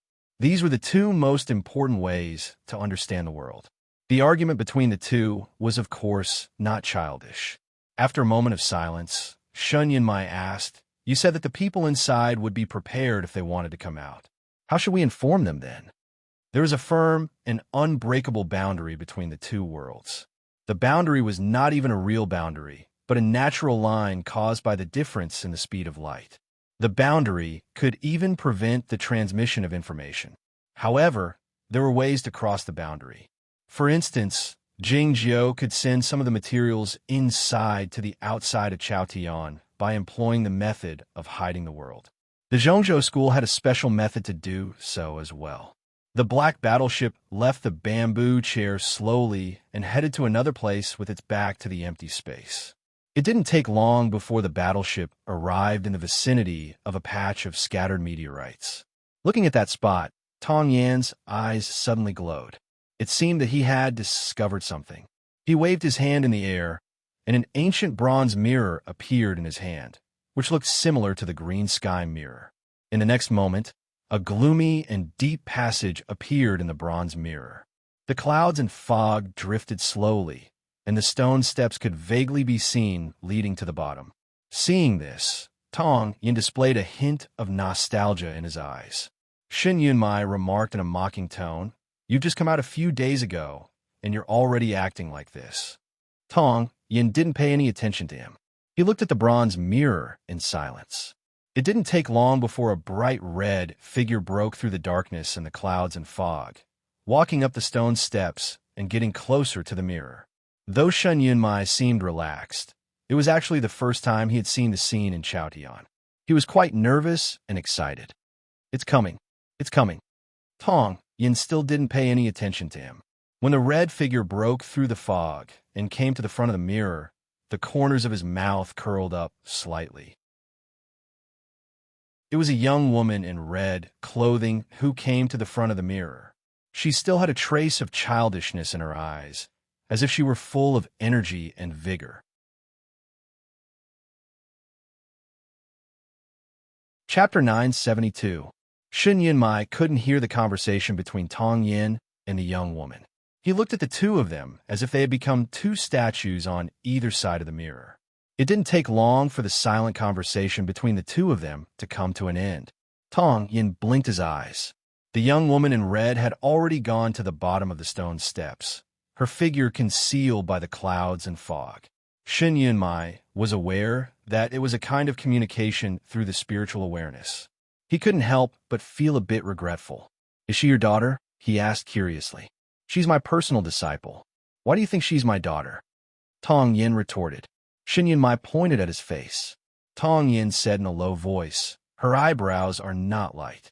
Shen Yunmai said, what I meant was that her face is very tender, similar to yours. Are you free? Tong Yin asked. We only have half a day to calculate the boundary and the energy level. Having said that, he waved his hand slightly and threw the bronze mirror out of the battleship, disappearing into the midst of the meteorites. Why didn't you keep it? Shen Yunmai asked confusedly. Tong Yin said, it's a rule passed down by the founding grandmasters. Only the sect master knows about it. Why should I tell you about it? Shen Yunmai maneuvered the robot to walk toward a pillar. I feel that you're not in a good mood right now, he said. Let's talk about something else. I'm a sensible person after all. I'm afraid that I can't defeat you with my useless armor. The relationship between Tong Yin and Zhuo Ruzhui had always been bad when they were in Chaotian. It had something to do with what Lu Xi had done at the West Ocean, but more importantly, it was the difference in their temperaments. Hearing Shen Yunmai's nagging, he seemed to see another Zhuo Ruzhui. Hurry up, he said with furrowed eyebrows. Shen Yunmai said, what's the hurry? Even if you can contact your disciples and ask them to come out, will they be able to do so? I don't believe in that formation. Tong Yin said, the controller of the formation is Cain Yang. Shen Yunmai said, in the book, she is at most the third smartest, not even as smart as you. So what if she is the host? The foundation of that formation is the smoke and cloud dispersing formation. When Taiping Zhenren designed this formation, he wanted everyone to ascend. Later, Zhenren Jingyang went to the mirror sect to study it for a long time. So, you can say that this formation was created by them. Tong Yin said expressionlessly. Xin Yunmai raised his mechanical arm, gave it a thumbs up, and said reliable. Before Tong Yin could respond, Jing Jiu continued. You might not be familiar with the No Mercy sect, but do you know Enshin? This cocoon breaker is interesting.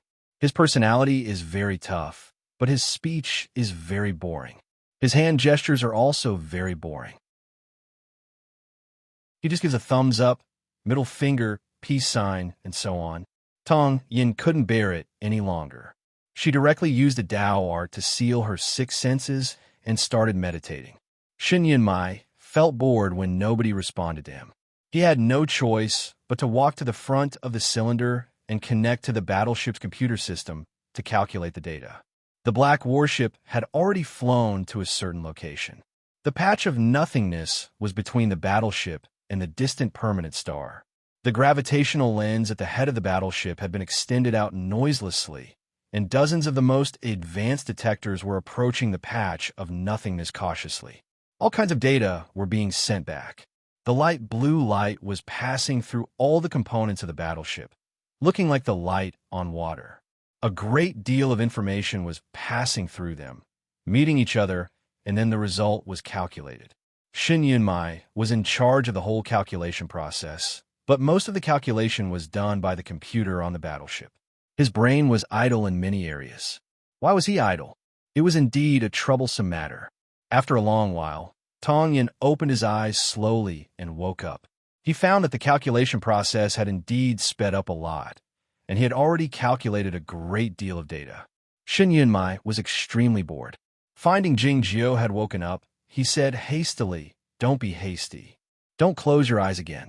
I just thought of something." The expression on Tong Yan's face changed slightly as he asked, "What is it?" Xin Yunmai said, "Didn't I tell you a few days ago that I had watched many old movies on the ancestral planet in my old house?" Tong Yin uttered an Xin Yunmai continued, "When I was bored just now, I thought of the scene where you and your female disciple met through the mirror. I suddenly remembered a movie I watched when I was young. I forgot the name of the movie, and I didn't remember the story either. The only thing I could remember was that the sun was very strong and the mountain was very hot. Why did I remember this movie? Did you make it up? In the movie, a mother went to visit her son in prison. The mother and the son talked through the wire phone through the glass. The goose even said some numbers to a watch, just like the maid in another TV series I watched when she killed someone and reported the location. Then, they went back to the prison. I don't know whether it was the director's idea or I chose to pause the movie because I was in a hurry to pee. Anyway, they stayed still through the window for a long time, just like you did just now. There seems to be something wrong with the data." Tong Yin looked at him expressionlessly and said, "You have 1 standard hour at most. Do it quickly. How dare you order me? You're a bit arrogant right now." Xin Yunmai's robot pointed the middle finger at Tong Yin.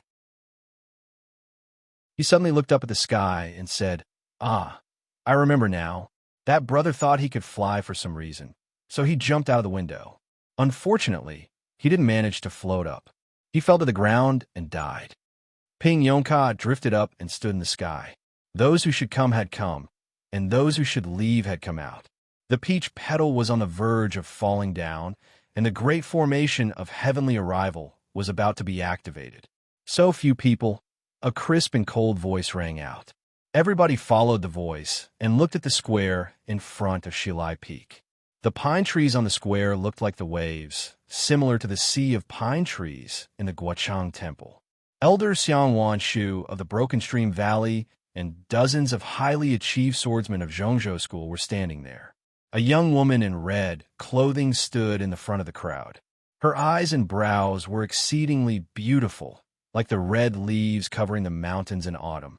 Many people had guessed that she was the personal disciple of Tong Yin, the mysterious sect master of Zhongzhou School. Ping Yonka said, "It's not a small number." The young woman in red said expressionlessly, "My master said the more, the better." But you people have only brought a few guys here. How can I explain it to him? Yuan Chu, his wife, and Kane Yang all had a high status in the cultivation circle, to say nothing of Su Zai, a big figure of the deviant sex, and Mr. Pengda. She dared use the word guys to describe them. Many practitioners of cultivation sects felt nervous, wondering if the two leaders of the orthodox sects would fight against each other again after a few hundred years of peace in Chaotian. Some disciples of Aoyama, who didn't know the inside story, yelled out, demanding the other party to take back what she said and apologize. The young woman in red said expressionlessly while looking at the disciples of Aoyama, "Shut up, otherwise I'll come back and take the position of the sect master." Ping Yongka said helplessly, "But you're the sect master of Zhongzhou now." The conversation was truly bizarre. The young woman's words were incomprehensible, and Ping Yongka's response was a mess. Yet, there was a hint of affection toward the younger generation in the conversation. The crowd was so shocked that they didn't know what to say. As for those brave and impetuous young disciples of Aoyama, they had been dragged to the back of the crowd and taught a lesson by their masters. The young woman in red said with raised eyebrows, "Since Aoyama doesn't have a sect master yet, why can't I take on the responsibility?" What she said was even more absurd. No matter how much Ping Yongka liked her, he couldn't let her continue talking. "Stop it," he said hastily. "I'll choose a good sect master for Aoyama. There's no hurry." The young woman in red wanted to say something more, but the white-haired elder Xiang Wanshu coughed twice and transmitted the message through the spiritual awareness. "Forget about the sect master. Otherwise, what if they want to take on the responsibility of our sect master? Though they like you, your father and them are not on good terms for so many years." She snorted twice and didn't say anything else.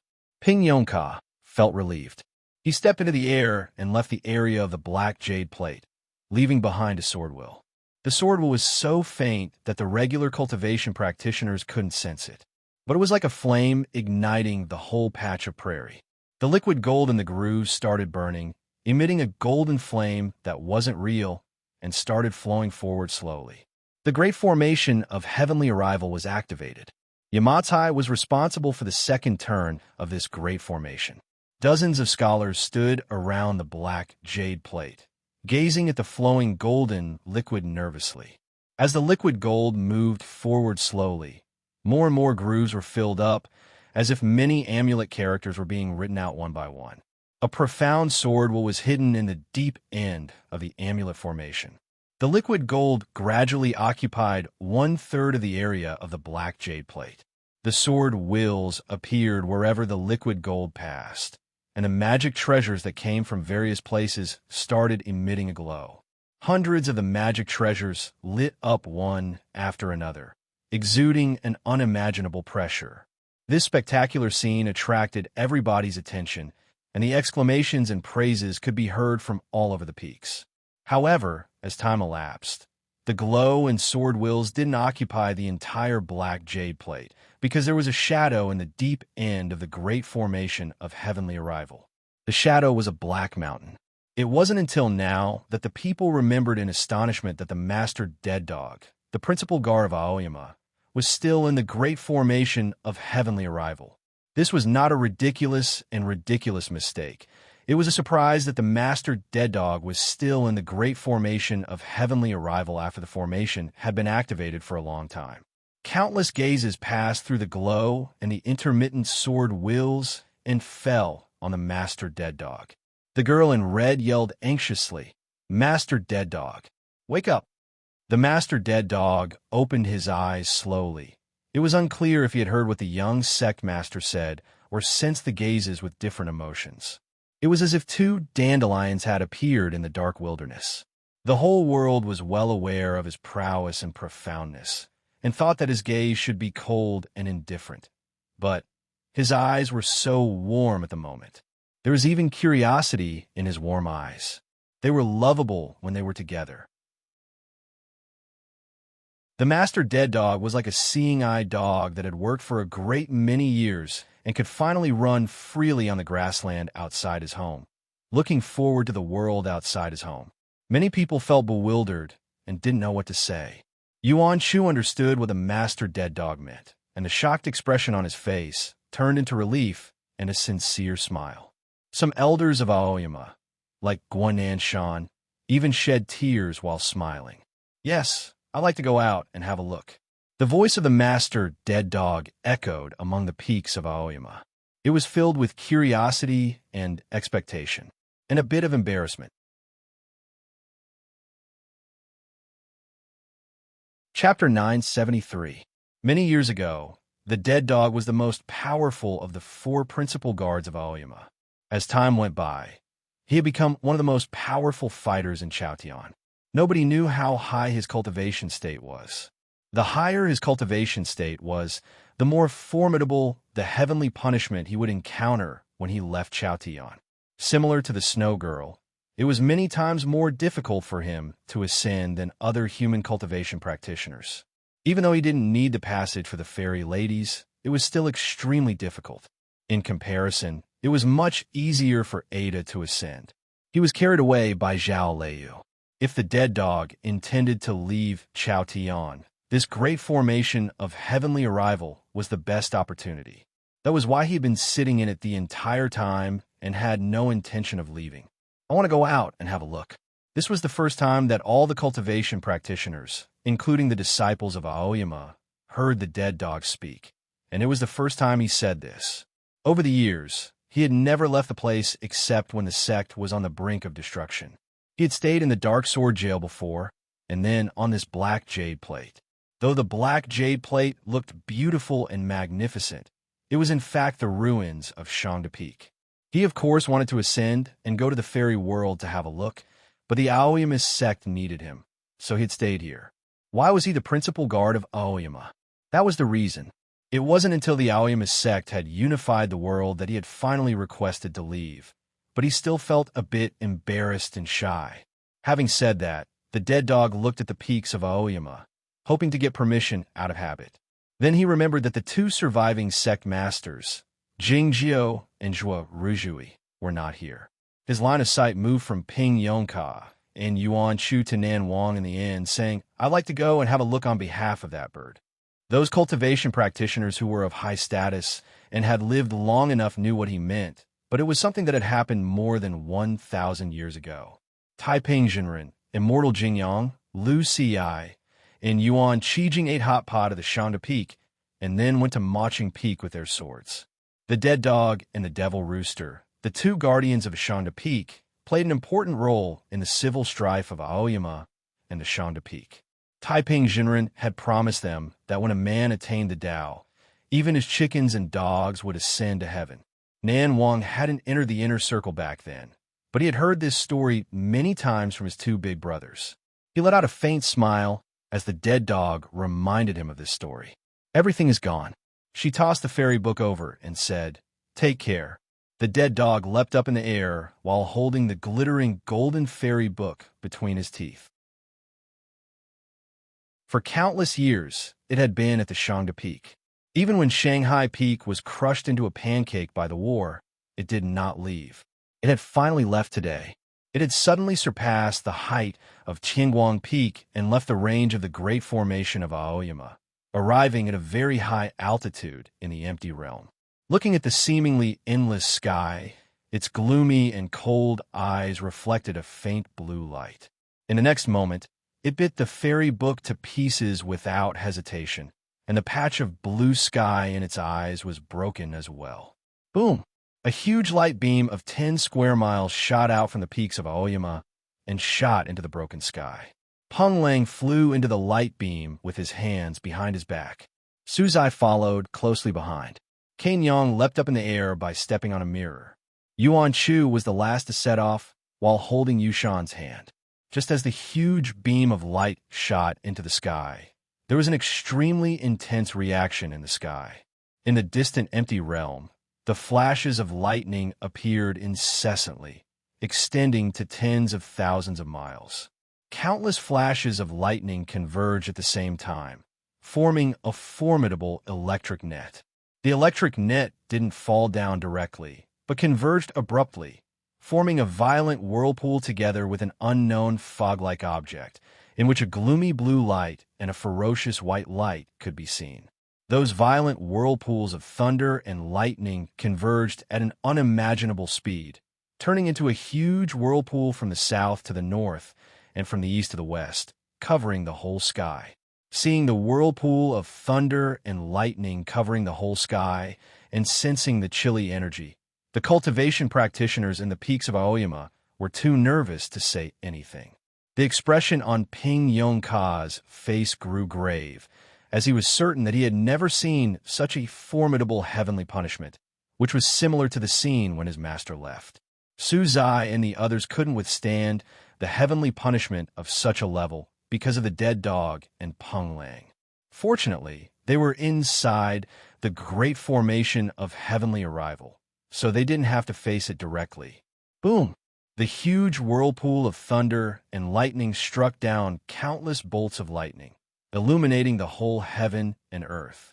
The violent energy struck the surface of the light beam of the great formation of heavenly arrival along with tens of thousands of bolts of lightning, but they couldn't penetrate it.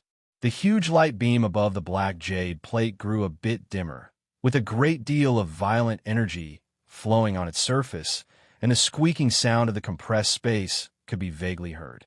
The scholar Yamatsai and the swordsmen of various sects on the ground employed their most powerful magic methods to stimulate the power of those magic treasures. Hundreds of light beams of the magic treasures grew brighter, and they managed to withstand the light beam. Looking at the mountain-like black figure in the sky, Peng Lang grasped the sword by his waist with his right hand, wondering if the dead dog could withstand the pressure in the sky. "Don't do anything for the time being," King Yang yelled down below. Her pretty face looked a bit pale under the illumination of the bolts of lightning outside the light beam. The heavenly punishment was still going on.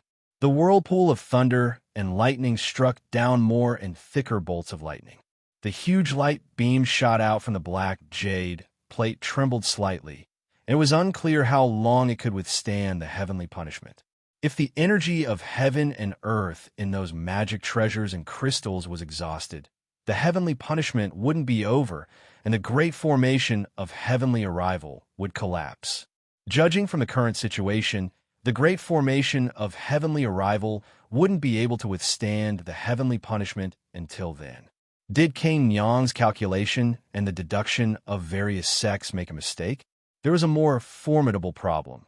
Would the space wall between heaven and earth become thinner or even disappear after all the energy of heaven and earth was absorbed by the great formation of heavenly arrival?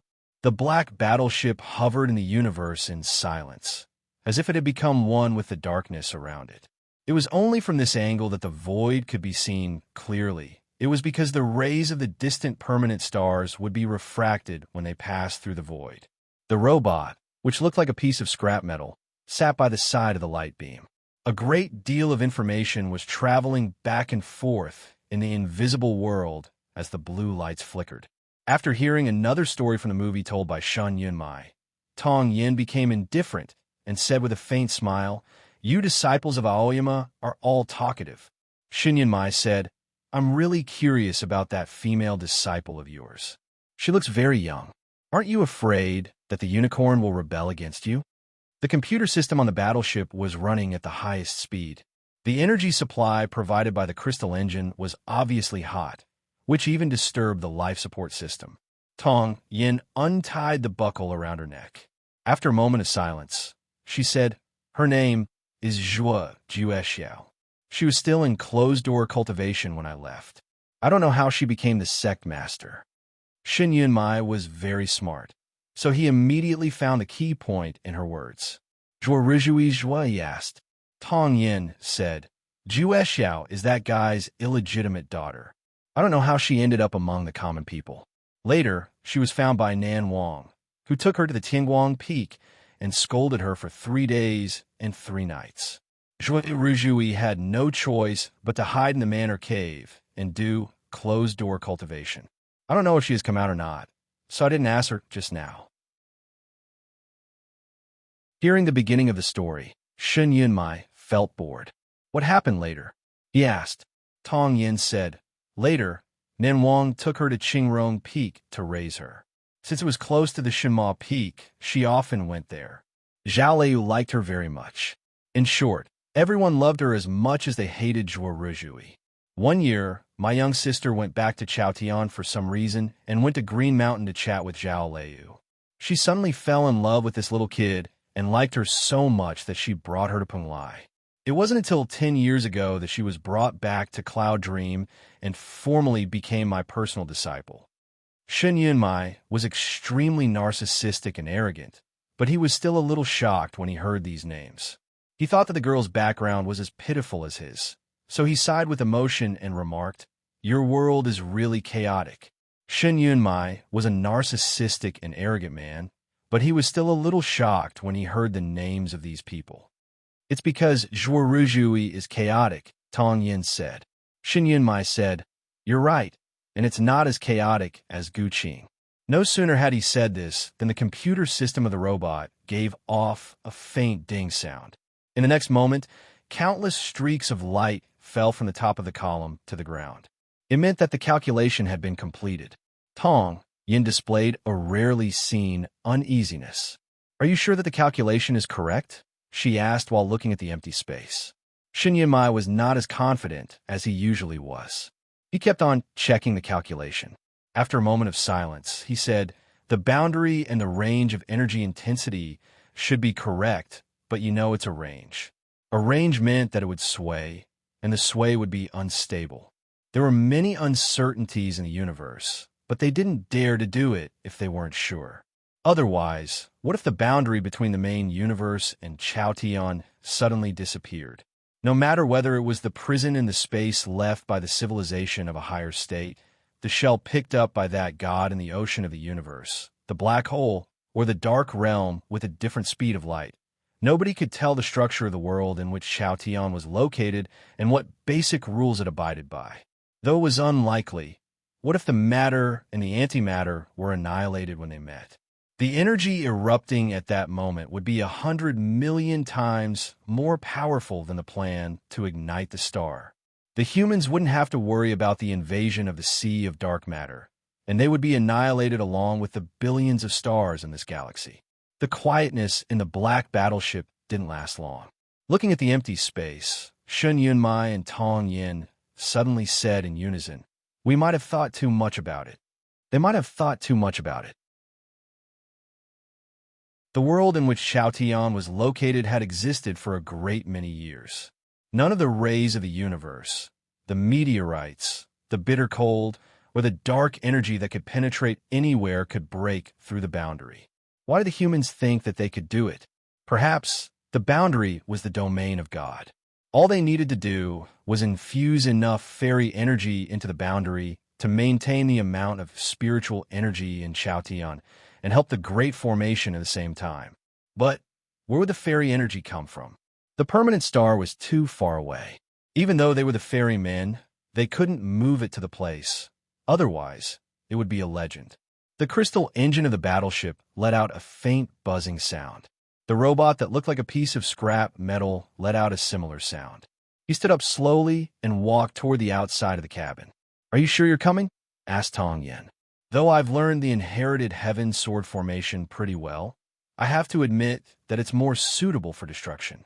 The formations of your Zhongzhou school are more suitable for mastering." The robot walked to the cabin door and picked up a device of the latest model. He suddenly turned around slowly and said to Tong Yin, "Look, no matter where I am, even if I'm in this exiled black coffin, they won't forget to leave a device by my side." Tong Yin stood up and looked at him, saying nothing. Shen Yunmai's voice came out from the robot. "It's because I was the best at doing this in the whole universe before Jing Jiu appeared. In other words, the old man in my family created me to do this." His voice was not as casual and arrogant as usual. Sometimes it sounded evil, with a hint of sadness in its nonchalance.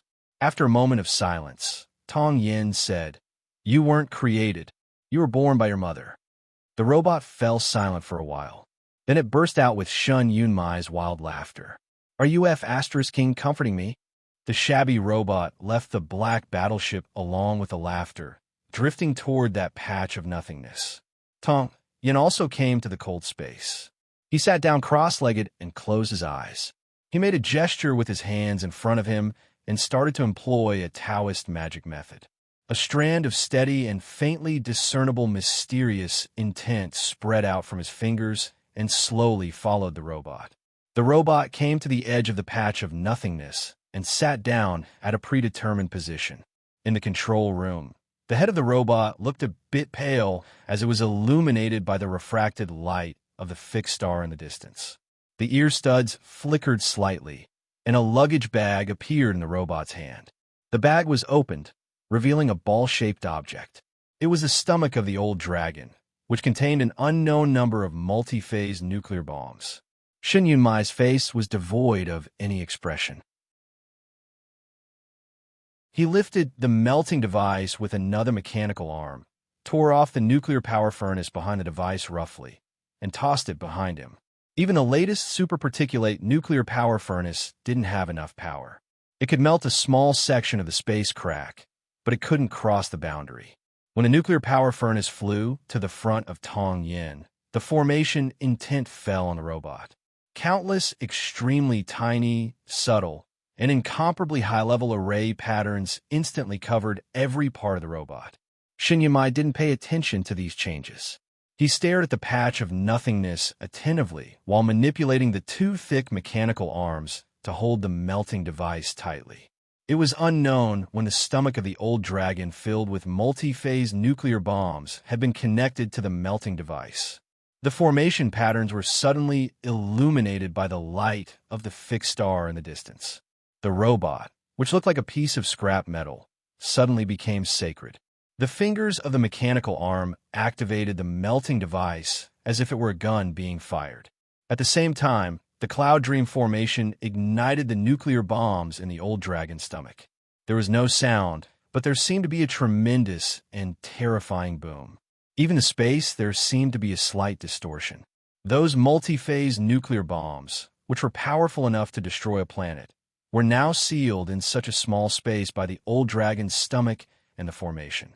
How powerful would they be once they were ejected? An unimaginably magnificent torrent of light and heat gushed out from the front end of the melting device. The robot trembled violently, but its mechanical arms remained terrifyingly stable under the control of Shen Yunmai's powerful divine sense. If it were a battleship, it would have been flying around in such a terrifying energy storm and might even disintegrate. I should develop a special base platform. The superparticulate transformation of the gravitational field generator is the best way to solve these problems and avoid risks.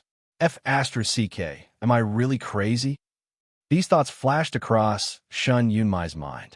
The surfaces of the two mechanical arms had begun to melt, and the metal liquid formed small balls were floating in the air. Countless sword lights lit up in the depths of Shen Yunmai's eyes. The metal liquid balls suddenly turned into countless small flying swords, forming another sword formation in the Cloud Dream formation deployed by Tong Yin. It was the Aoyama sword formation. The violent torrent of light and heat fell into the void and then returned to silence. Nothing happened. The mechanical arms were melting more and more violently, and even the front end of the melting device was showing signs of disintegration. However, it was restrained by the two formations. The unimaginably high temperature passed through the protective armor of the robot and into the control room.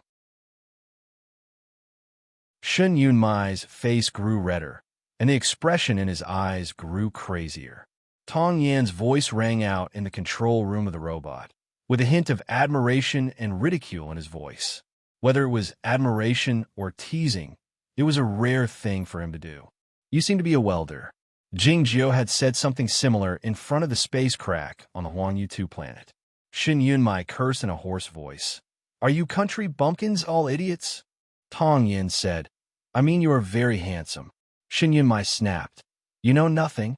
The movies I watched in the old mansion often had similar scenes. Many old cars are still parked in the city on the main planet. Yes, what I'm trying to say is that this is not F***king welding. It's fueling." The hundreds of magic treasures on the black jade plate were emitting a faint glow. The surface of the huge light beam was full of whirlpools formed by energy storms. The scene was extremely horrifying and disturbing. The cultivation practitioners among the peaks could sense it clearly. The spiritual energy in heaven and earth was decreasing rapidly, and the great heavenly formation was on the verge of collapsing. Suzai couldn't help but turn his head to take a look at Kane Yang from the top of the huge light beam. He found that her face was pale, but the expression in her eyes was very calm. At the critical moment, when those magical treasures were about to become useless and the golden patterns on the black jade plate were about to fade away, along with countless exclamations from the peaks, an extremely bright torrent of light and heat suddenly fell from the highest point in the sky. The thunderstorm whirlpools of the heavenly tribulation and the projection of the sun in the distant sky were all eclipsed at this moment. Was the torrent going to open up a path to heaven? If the two worlds were connected, what kind of terrible consequences would occur? No, the torrent was merely a pure energy. Though it looked violent, it was actually very precise. After it landed on that spot in the sky, it didn't deviate from its original position. The torrent was like polishing a mirror or carving a piece of jade. It was slowly and meticulously thinning out that spot in the sky, both hard and soft. Looking at that spot, Peng Lang knew that the torrent came from beyond the sky. He tapped the hilt of his sword slightly with his fingers, thinking how he could help the other party and also help himself and his group. The great heavenly formation was on the verge of collapsing.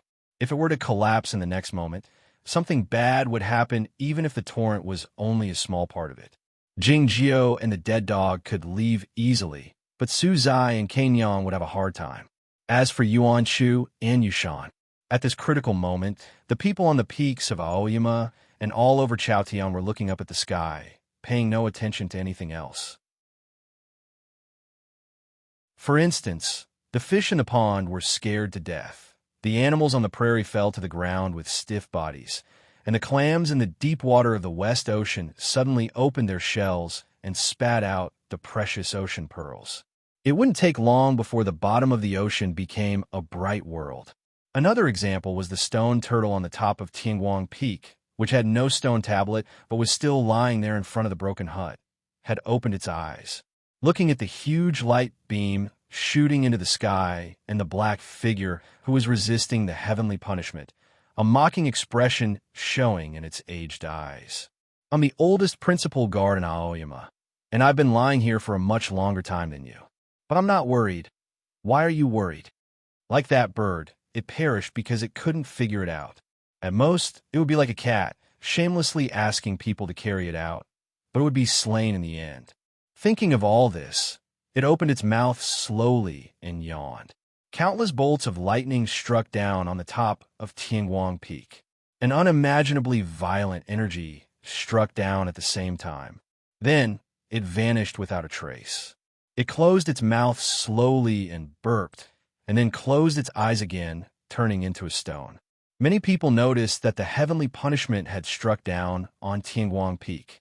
They looked up in surprise, but they didn't find anything. It seemed that the heavenly punishment was not real. In the next moment, they remembered those people in the great heavenly formation, but all they could see was a patch of blue sky when they looked up. The huge whirlpool of thunder and lightning had vanished. The heavenly punishment was over.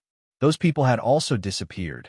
The space wall between Chaotian and the outside world was still there. A large amount of spiritual energy was slowly returning to heaven and earth. It came from the breathing of the stone turtle.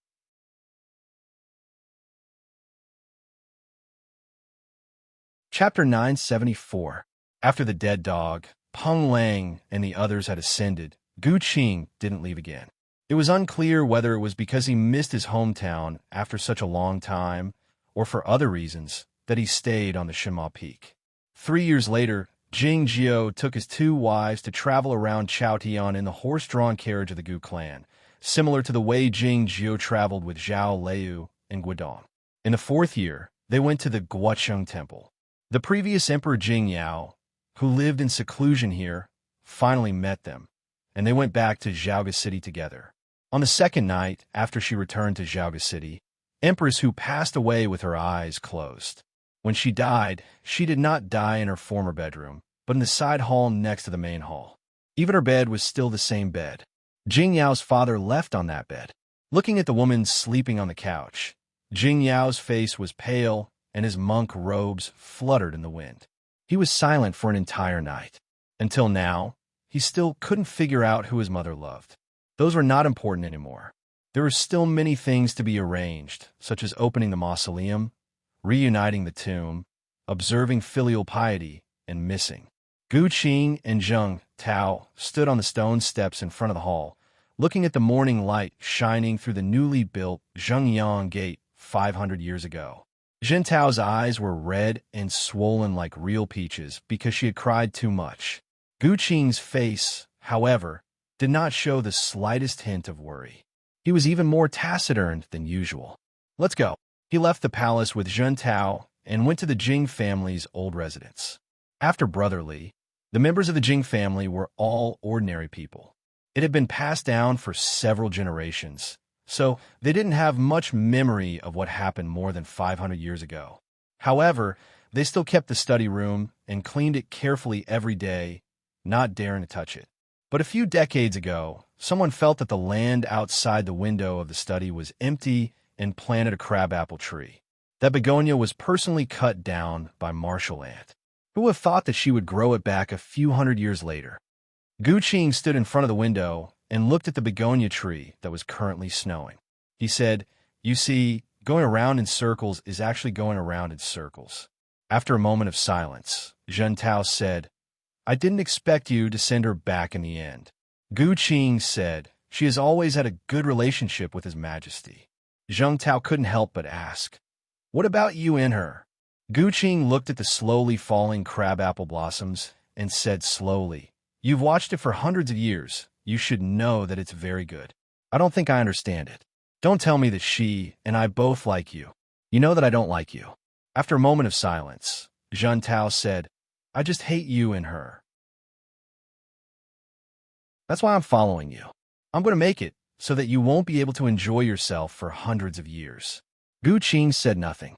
Looking at his white sideburns, Zhen Tao suddenly felt sorry for him. She said in a trembling voice, "Go ahead and ascend." Gu Qing reached out to touch her head and said, "I'm already old. Why do you insist?" Zheng Tao couldn't help but cry again. If heaven has feelings, heaven will grow old. Fortunately, this wouldn't happen. Time was still flowing slowly, and the sky in Chaotian was still blue and tranquil. A few more years had passed, and no more news came from the upper world. As a result, many speculations arose, and some signs of instability appeared. Somewhere in the distant land of West Wind, someone had finally come out and tried to restore the order of the world. The godly ship of Penglai Island that had returned from the alien land brought back the news. Ping Yongjia opened his eyes on the Sword Peak. He ran to Cloudy Town and ate hot pot. Then he ran to Nanhezu, Shao Mountain, Machio, past the Heavenly Well, went up to the East Ocean, past the huge whirlpool, and kept running until he passed the outer island where the giants resided and ran into the West Wind. It took him half a day to finish the journey, and he even stopped by the edge of the island to talk to the giant for a while. After arriving in the land of West Wind, he went to the holy capital where the church was located and revealed himself. He talked to the crowd and killed the courageous pope, and then returned to the Sword Peak to sleep. A few days later, the young sect master of Zhongzhou School came to visit. Zhuo Juexiao flew straight into the clouds on his sword and landed in front of the cliff cave. He waved his hand to disperse the dust and stared at Ping Yongka's face and said seriously, "Don't you find it annoying to be the sect master?" Ping Yongka opened his eyes and sighed helplessly. In the beginning, everyone was lazier than the other, and later on, everyone ran faster than the other. "What can I do?" Zhuo Juexiao rubbed his hands and said, "Uncle Ping, I'm not lazy, I'm still young, and I don't plan to run away in the short term. Why don't you let me shoulder the responsibility of the sect master of Aoyama?" Ping Yongka felt even more helpless and said, "I shouldn't have let Bai Zhao take you to the sea in the first place." Zhuo Juexiao knew that he still couldn't convince him this time. So he said the real message he wanted to convey, "They're all gone." Ping Yongka said, That's good. You should also concentrate on your cultivation and strive to ascend as soon as possible. Jue Xiao sneered. Why do I feel like you're wishing me an early death? Ping Yongka was choked by her words and said, Don't talk so much, you sound like your father. The black battleship was moving forward slowly in the dark space. A huge black dog was crouching on the deck of the battleship quietly.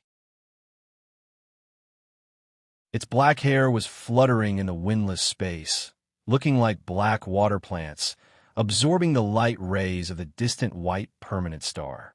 This battleship was not very large, only about 3,000 meters long. All the windows were blocked by the grayish-black composite material plates, which looked like armor plates or decorative patterns. If anyone saw this scene, they would be shocked, speechless. The people on the battleship were staring at each other, speechlessly. Kane Yang and Yuan Shu and his wife had not come back to their senses yet, thinking that this was what ascension was all about. It didn't seem to be that interesting. How could this world be so dark, cold, and desolate? It was much more boring than the world Jue Xiao had mentioned, not to mention the legendary fairy realm. Peng Lang stood at the front of the command cabin, looking at the internal structure of the battleship displayed on the light screen. Curiosity was written all over his ordinary face. Along with the clear sounds of friction between the parts, the door of the medical cabin was opened, and a huge robot walked out. Shen Yunmai's voice came out from the robot. Let me introduce myself.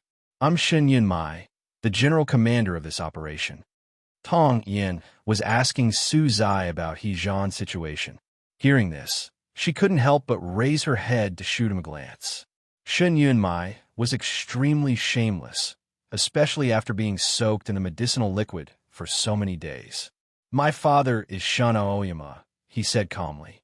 Kane Yang, Yuan Shu, and the others had thought this metal puppet was quite odd because it dared to compete with Tong Yin for the command. Hearing this, the expression on their faces changed abruptly. Shen Aoyama was the name of the great grandmaster of Aoyama. If the spiritual soul in the puppet was the son of the great grandmaster of Aoyama, he must be an extraordinary person. Yuan Shu and young sister Yushan bowed to him respectfully, saying, Greetings, senior master. Kane Yang and Su Zai bowed to him earnestly, and so did Peng Lang. If the battleship weren't shielded, the dead dog would lower his head when he heard this self-introduction.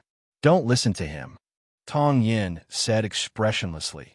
Jing Jiu won't call him senior master, and he and the great grandmaster of Aoyama have already turned against each other. Hearing this, the new ascendants on the battleship changed their expressions again, wondering if this person was an enemy. Sensing the change of atmosphere on the battleship, especially when he saw Peng Lang's hand on the hilt of his sword, Shen Yunmai didn't dare make any more jokes. Don't get me wrong, he said hastily. I'm Jing Jiu's best friend in this world, and it's because of him that I broke up with my old man. Peng Lang realized that this was the reason, and his right hand left the hilt of his sword. Yuan Shu and Kane Yang eyed each other, thinking that this was more like it. Shen Yunmai didn't expect such a calm reaction. Don't you feel surprised? He asked confusedly. Su Zai said in a mocking tone, It's normal for the Aoyama sect to deceive the master and kill the great grandmaster. Besides, the immortal Jingyang has such a bad temper. How can nothing happen to him? Shen Yunmai maneuvered the robot to point at the top of the battleship, indicating that it was the principal guard. Which side will it take? That's the biggest problem. Yuan Shu said righteously. The Master Knight Howler won't meddle in the internal strife of the Aoyama sect. Shen Yunmai sneered. Who would believe that? It was the one who broke the sword formation on Mo Chunk phone back then. Yuan Shu was speechless, wondering how Shen Yunmai knew all these things. Tong Yin couldn't stand it anymore. He walked to the middle of the two groups and said while looking at these ascendants of the new generation, We should give you enough time to learn the general rules of this world, but we don't have enough time. So we use a simpler method to get a general idea. Having said that, she put on the brain computer intercommunication system that had been prepared beforehand and asked Yuan Shu and the others to put on. Then she started to inject the information into the system. The huge robot leaned against the wall of the battleship and looked at the new ascendants who were learning with their eyes closed. "Who do you think is the fastest?" he asked suddenly. "I don't know," replied Tong Yen. As expected, Peng Lang was the first to open his eyes. He took off the system and said after a moment of silence, "It's very interesting." "Is it more interesting than your world?" asked Xin Yunmai. Peng Lang didn't heed him and said to Tong Yen, "It should be a bit deeper." "We don't have much time," explained Tong Yen. "You can read it by yourself on the way." Soon after, Su Zai and the others opened their eyes one after another, in the same order as their cultivation states. When they first opened their eyes, their expressions were a bit bewildered, but they soon calmed down, looking thoughtful. It seemed that they were still pondering over the content of the information. "If this is a light battleship and this is a robot, then what about you? Are you a program inside?" asked Yuan Shu while looking at the robot. Xin Yunmai was a bit annoyed. He opened the door of the control room and said, "I'm a living person." Yuan Shu and Yushan were startled by the head, exclaiming, "Is this a ghost?" Yet, Su Zai's countenance remained unchanged as he said, "It's nothing more than a ghost cultivation method." Tong Yin shook her head and brought the conversation back to normal. She said while pointing to the star chart on the light screen, "The sun of Chaotian is in front of the battleship. We'll pass by it. The battleship will be activated in about 10 minutes. Don't miss the window." Yuan Shu asked confusedly, "In the universe, the rule of navigation is to stay away from the massive celestial bodies like neutron stars, white dwarfs, and black holes. Though it's merely a regular fixed star, it's still dangerous. Why do we need to get close to it?" Xin Yunmai said, "The more dangerous a place is, the more beneficial it is. According to the data collected by Jing Jiu himself, the fairy energy can be collected the fastest in a region near the fixed star's orbit. You have just ascended, so you need to improve your cultivation state and strength as soon as possible, so you have to go there to temper the fairy energy." Yuan Chu felt speechless, thinking that he had finally ascended successfully. Though he didn't feel like he had become a ferryman after coming to this dark world, it was nevertheless an important leap in the path toward heaven. He needed to meditate for a while, even if he couldn't hold a banquet to celebrate it. Why was he so busy? In the next moment, he thought of what Tong Yin said about the lack of time and what Shun Yunmai had said earlier about him falling out with the Grandmaster of Aoyama because of Jing Jiu. He started to feel nervous and worried reflexively. Looking at the expressions on their faces, Shun Yunmai said with a sneer, "I've taken such a great risk to get you out here, because I want you to do something for me." They were all smart people, and like Yuan Shu, they had all guessed what they were going to do. Kane Yang behaved like a general on the chessboard. "Just tell me what you want to do," she said. Tong Yin told them briefly about the current situation. She told them that Jing Jiu had been missing for many days and that he had decided to launch a surprise attack on the Grandmaster of Aoyama. "We couldn't beat them in a fight, so we had no choice but to come back and find some helpers," Suzai said. Yuan Chu said without hesitation, "Our cultivation state is not high enough. We can ascend thanks to the great formation of heavenly arrival. We'll cheer for you when the time comes." Suzai continued, "This is an internal issue of your Aoyama sect. I'm just an unorthodox cultivator, so it's not convenient for me to meddle in it." After some thought, Kane Yang said, "I have to find my master first. What if you deceive us?" Xin Yunmai said innocently, "Even if you don't trust me, don't you trust Tong Yin?" Kane Yang shot a glance at Tong Yin and smiled embarrassedly. It was well known that Tong Yin was one of her teachers on the chess playing. It was also because of this that Kane Yang knew better than anyone else how dirty his heart was. Xin Yunmai exclaimed angrily, "That's too much. I risked my life to get you out of here, but you don't want to fight any of us? You have to pay for the tickets first." Peng Lang felt embarrassed as well. He said to Tong Yin, "I have to see the immortal first. If he wants me to fight, I'll do it. Are you the rumored Peng Lang?" Jing Jiu said that your talent is not inferior to mine. How come you don't understand the situation at all? Xin Yunmai said exasperatedly. He didn't dare to meet anyone because of my old man. That's why we have to fight the old man and rescue him. But you have to find him before you are willing to help us fight the old man. Don't you think it's a triple tribulation? How can you solve it? What's wrong with your intelligence?" It was then that Tong Yin, who had been silent, said, "The time window is up. I'll open the number 3 gate on the right in front of us. Get ready." Along with his voice, a piece of the grayish-black plate covering the surface of the battleship tilted up slowly, and the bright light of the outside world could be vaguely seen. Along with the light of the permanent star, the omnipresent signal waves entered the battleship. As long as it could be seen, it would be seen. For example, the overused you and the abyss, he and Aoyama, and so on. Shin Yunmai would never make such a mistake. He activated the device that generated the gravitational field immediately. The black battleship was close to the permanent star at the moment, so most of the directions were blocked. Coupled with the gravitational field, they didn't have to worry about being discovered. As a result, they couldn't see what was happening on the full moon planet. I suddenly felt like chatting, so I wrote a few sentences. But I found that I was even more talkative than Shun Yunmai and exceeded the number of words. You guys should spend more time. The general meaning is that I drove around the south of the Yangtze River yesterday and felt good. I like Yichang very much, but I also miss Daqing.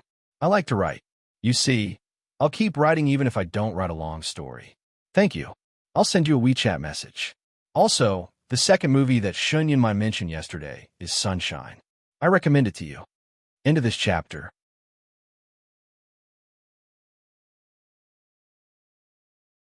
Chapter 975. Countless light screens in countless places in the universe showed the vast snowy land of planet Moongazer. The battleships that were rushing to planet Moongazer were divided into several batches. Some slowed down and revealed their figures in the dark space of deep space, then changed their course and headed to an unknown destination. Some continued to head to planet Moongazer. The space passage from planet Moongazer to the Scorpion Tail Nebula had been sealed. A net consisting of tens of thousands of battleships and more than 20 ascenders had been spread out in this universe, trying to catch Jing Jiao and Xue Jie. Even if Xue Jie was at her peak, facing the concentrated attack of the entire human civilization, there was a high probability that she would choose to hide, not to mention that she had killed 9 virgins and should be in a state of extreme exhaustion and weakness.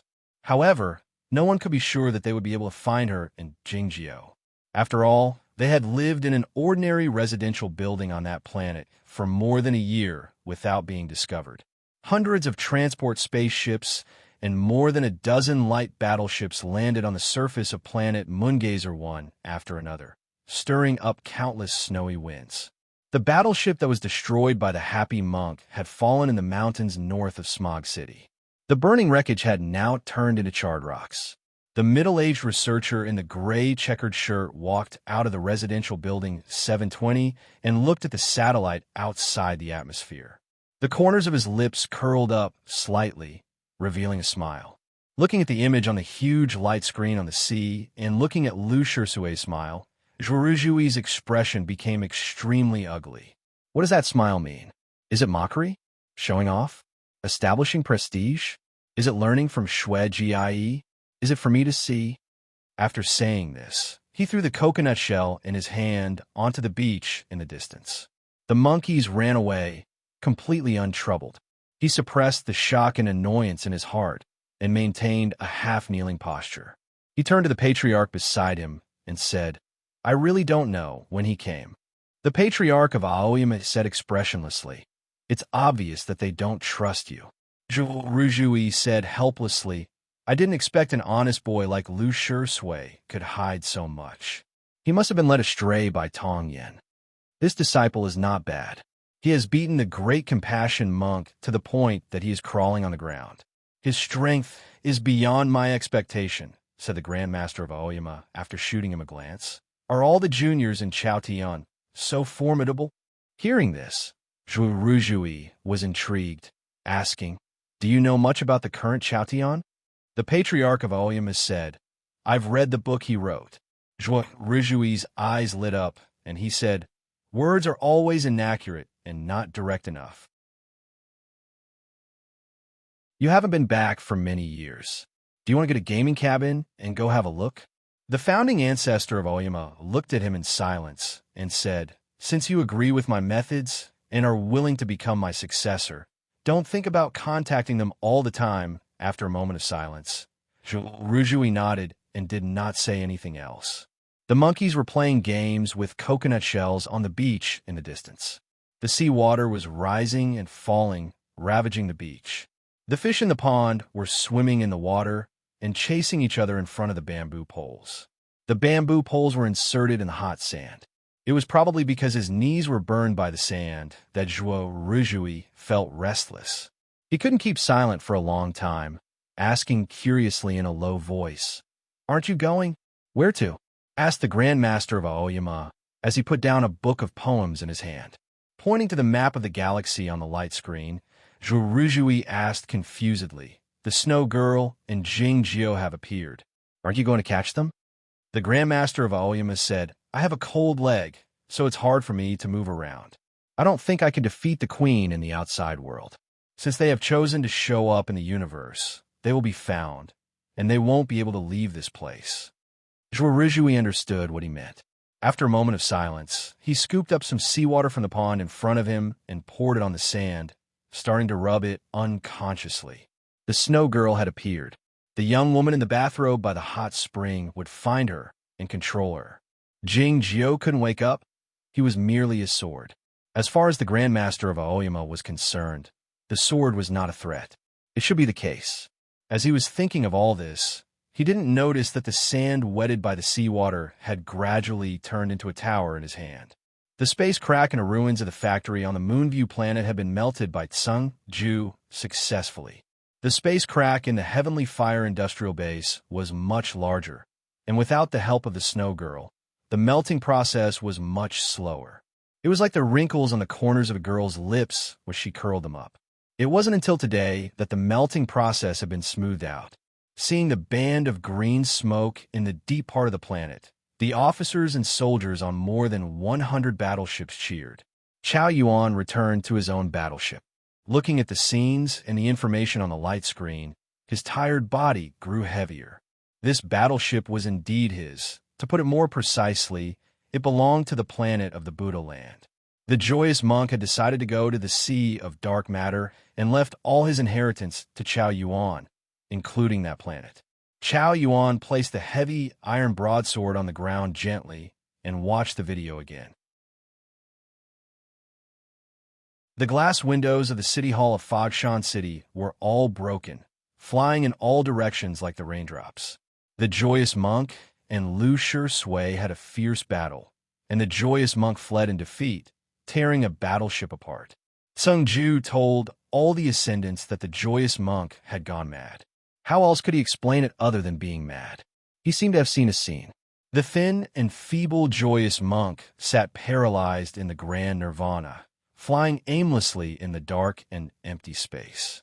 It was the same as what he had done in the Sea of Dark Matter. Was he truly mad? As the founder of the Zen sects and the founder of the Guochang Temple, he was a true Buddha. How could a Buddha go mad? It was not madness. It was merely the manifestation of a crazy idea.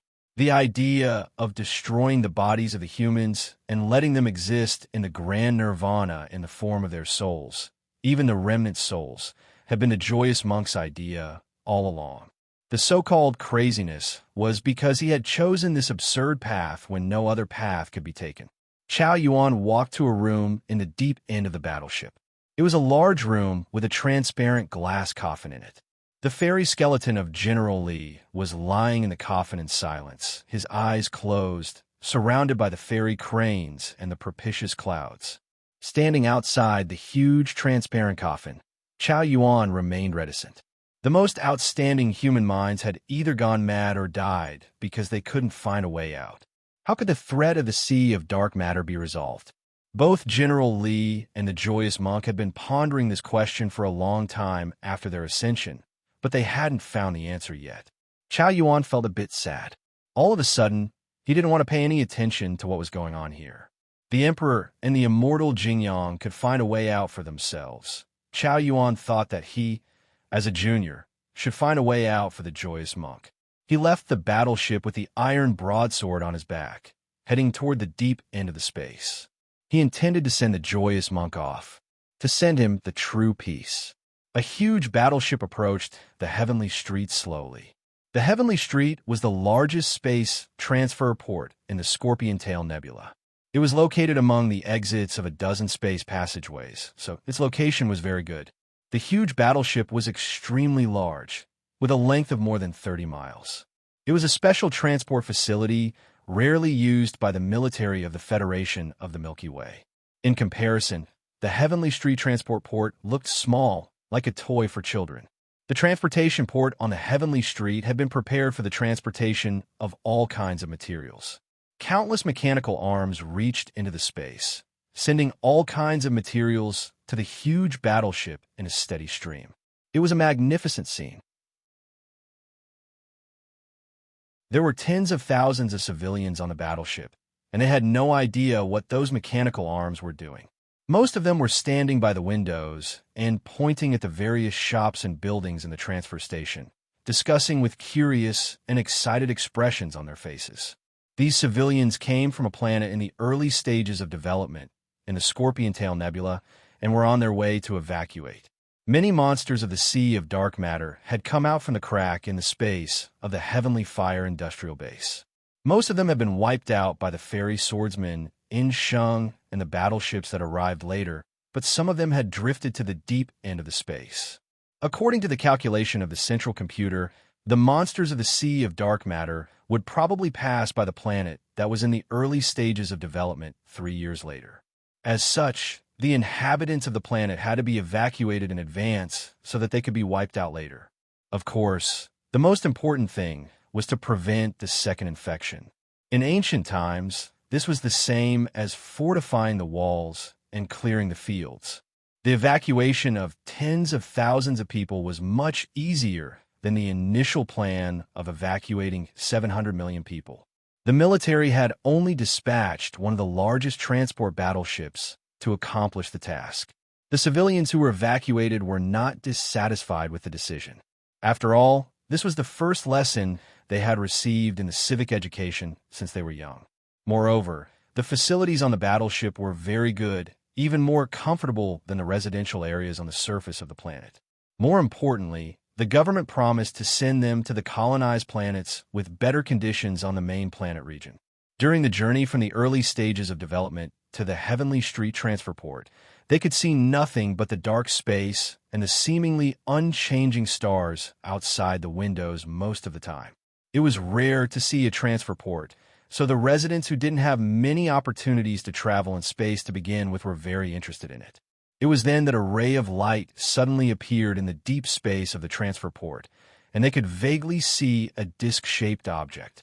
Some of the people standing by the window had extremely good eyesight, and they even saw a paralyzed human on the plate. As soon as the exclamation sounded, they were drowned out by an even louder wave of exclamations and discussions. What is that? Is that the Buddha in the game? Is that made of gold? It's so bright, and that knife is so big. The people by the windows were shocked as they watched the golden Buddha chase the person on the plate into the depths of the universe and quickly disappear. A moment later, a bright light suddenly exploded in the distant universe, and a sharp alarm sounded in the transfer port and the battleship. The people followed the instructions in the alarm and reluctantly left the windows, dispersing in all directions according to the route map that popped up on their wristbands. The facilities on the giant battleship were very complete. Even if there were tens of thousands of people living in it, there would not be any problems. According to the family, everyone had their own room. A little girl carried a plate of food and looked at the route map that popped up on her wristband. She moved forward seriously, even somewhat mechanically, and then climbed up a circular staircase. As she walked, her neatly cut black hair swayed rhythmically in front of her forehead, looking like a watermelon skin. Ding! The door of the room opened smoothly. Huashi walked into the room and put the plate of food on the table. She tore open the outer membrane and said, "It's time for dinner." Having said that, she took a look at the outside of the window and found that there was no sun or changing sunlight outside. only the dark universe. "Is this dinner or breakfast?" she asked anxiously. In the next moment, she realized that nobody ate with her, be it for dinner or breakfast. There were 2 beds in the room. Jingjiu was lying on the bed by the window, sleeping soundly with his eyes closed. He furrowed his eyebrows tightly. It was unclear if he had seen something in his dream, but the green rope on his wrist was much thicker than when he was on the full moon planet, or in other words, it was much more tangible. "Big brother." Huashi sat by the bed and woke him up gently. "If you still don't feel like eating, I'll go get some medicine for you to take, okay?" she said in a soft voice. Jingjiu opened his eyes and woke up. He didn't feel any pain in his head, but he couldn't help but furrow his eyebrows even tighter, almost pushing cold cicada out of the room. Since he left the full moon planet, he had been having headaches a lot, and the spot between his eyebrows was swollen and stuffy. He didn't know why. He looked up some medical knowledge on the internet and thought it might be because of sinusitis. The problem was that those who had gone through the primary gene modification wouldn't get diseases like sinusitis and tonsillitis. Was it because his family was so poor that they couldn't even afford the primary gene modification? He hadn't woken up yet. He was still that isolated and lonely youngster. His IQ was fine, but his way of thinking was like that of a little kid. He couldn't remember anything, and he didn't know what was going on. All he knew was that he should hold the snow girl in his arms when he had a headache. Huashi asked him if he needed to take some medicine, but his disease couldn't be cured by any medicine. Only the snow girl could control it temporarily. The snow girl didn't have the energy to pay attention to him at the moment, so Cold Cicada had to pretend to be an ice bag to take her place. Wrapped in the quilt, the snow girl stood on Jingjiu's bed and looked at the dark space outside the window, saying nothing. Besides indifference, her black eyes showed a hint of tiredness and contemplation. She had looked at this patch of the universe for a long time and had figured out some things. The space fisher appeared on the planet Plenilune because she had seen the joyful monk in the sea of dark matter, and then she was seen by the sea of dark matter. As a result, the sea of dark matter rushed toward that planet and generated 9 black suns in an attempt to find and destroy her. It was because she had the possibility to destroy that world, or at least those monsters. She had seen that monk once in the snowland many years ago. It turned out that the cause and effect had started a long time ago. "You eat it yourself. I don't have an appetite," Jingjiu said to Huashi, and then said to the snow girl, "You look very tired. Should we find a place to rest?" Looking at the dark space outside the window, the snow girl suddenly had countless fine lines flashing in her black eyes. Those lines seemed to be alive, like the thread-like life forms under the electron microscope. Yet if one looked at the deeper part, he or she would find that those lines were actually the light, the sword lights. Countless fine swords formed a sword formation, which began to change. Then it grew and multiplied ceaselessly. In the end, the sword lights vanished without a trace. She saw a space passage in the distant space, and she even saw a planet in another galaxy in the void. The planet looked like a hollowed ivory ball layered on top of each other. It was beautiful and extremely complicated. After she had accomplished the important task in the space passage, she went to that planet to take a rest, and then went to the ancestral planet to kill Shinaoyama. "Ing!" She uttered a sound triumphantly. Jingjiu was bewildered, wondering why Ying was so simple today, unlike the usual Ying, which was usually a lot of work, but she only uttered one word, perfect, the apex.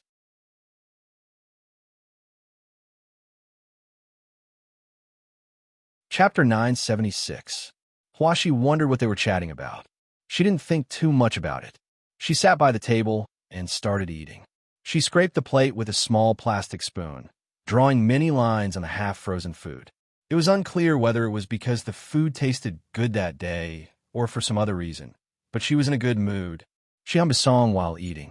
Cold Cicada flew up from between Jingjiu's eyebrows and flew around the small room, leading the mosquitoes to make a pleasant melody, as if they were playing music and dancing for her. Having finished eating, Huashi was about to go out with the food plate in her hand. Jingjiu didn't quite understand what she meant. "There are robots," he said slowly. "In fact, There were robots or automatic devices on the battleship to take care of the food and return the food plate. There was no need for him to do it himself. It was well known that the space inside the battleship was very large, and it was difficult for them to go back and forth from the living area number for where they were. "I'll go and watch a cartoon on the way," said Huaxi. Jingjio said, while pointing to the light screen on the wall. "There's one here too." Huaxi pouted and said, "It's boring to watch it alone." Jingjio didn't think too much about it, but he thought it was unsafe to let his younger sister go out alone. "I'll go with you," he said. Huaxi said, "You don't even know the difference between a space knight and a man in the armor." The reason adults didn't want to play with the children was because they thought the games played by the children were boring. The reason children didn't want to play with the adults was because they thought the adults were boring. Huaxi preferred watching the cartoon with the other children because they could argue and sympathize with each other. It was much more lively. As such, she declined the invitation extended by Jingjio, even though she was suffering from her illness. She left the room and went to the children's entertainment area with the best location and the best lighting in the living area. She started watching the latest episode of the cartoon with the children she was familiar with. After a long while, a child suddenly screamed while covering his mouth adorably while looking at the outside of the transparent wall. Huaxi and the other children were startled. They turned around to look at the outside of the wall and saw a battleship traveling in the living area. It was, of course, not a real battleship, but a three-dimensional image. In the next moment, many monsters of the sea of dark matter crawled out from the corners of the wall, causing countless screams in the living area. More battleships descended from the sky and fired at the monsters. Laser cannons and nuclear bombs exploded, forming fireballs that flashed from time to time. The living area was filled with cries of surprise. Many adults were like the children, leaning on the transparent wall and watching the virtual battle outside. They were extremely excited. It was similar to the scene when they were looking at the Tianjia transport port, the plate, and the golden Buddha chasing after the plate. It was only then that many people realized that the scene they had just seen might have been fake. It was a trick that the government had put up because they were worried that the evacuating people would be bored. As expected, the official of the battleship announced in the system broadcast that the simulated scenes of these battleships pursuing the monsters of the Sea of Dark Matter were the latest game to be released by the White Company. And what they had seen at the transportation port on the Heavenly Street was the advertisement for the large-scale interactive game, The Path Toward Heaven, by the Twirling Rain Company. Laughter rang out in the living area. The middle-aged men who thought they had seen through everything smiled appropriately and began to explain to their wives and children when and why they had seen through it. The government of the Federation of the Milky Way seemed to care a great deal about the mental health of the evacuating people.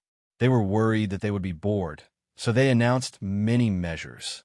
In addition to the usual operations like the gaming compartment and the stereoscopic theater, the battleship had also set up many interest classes, which were explained by the officers and soldiers on the battleship.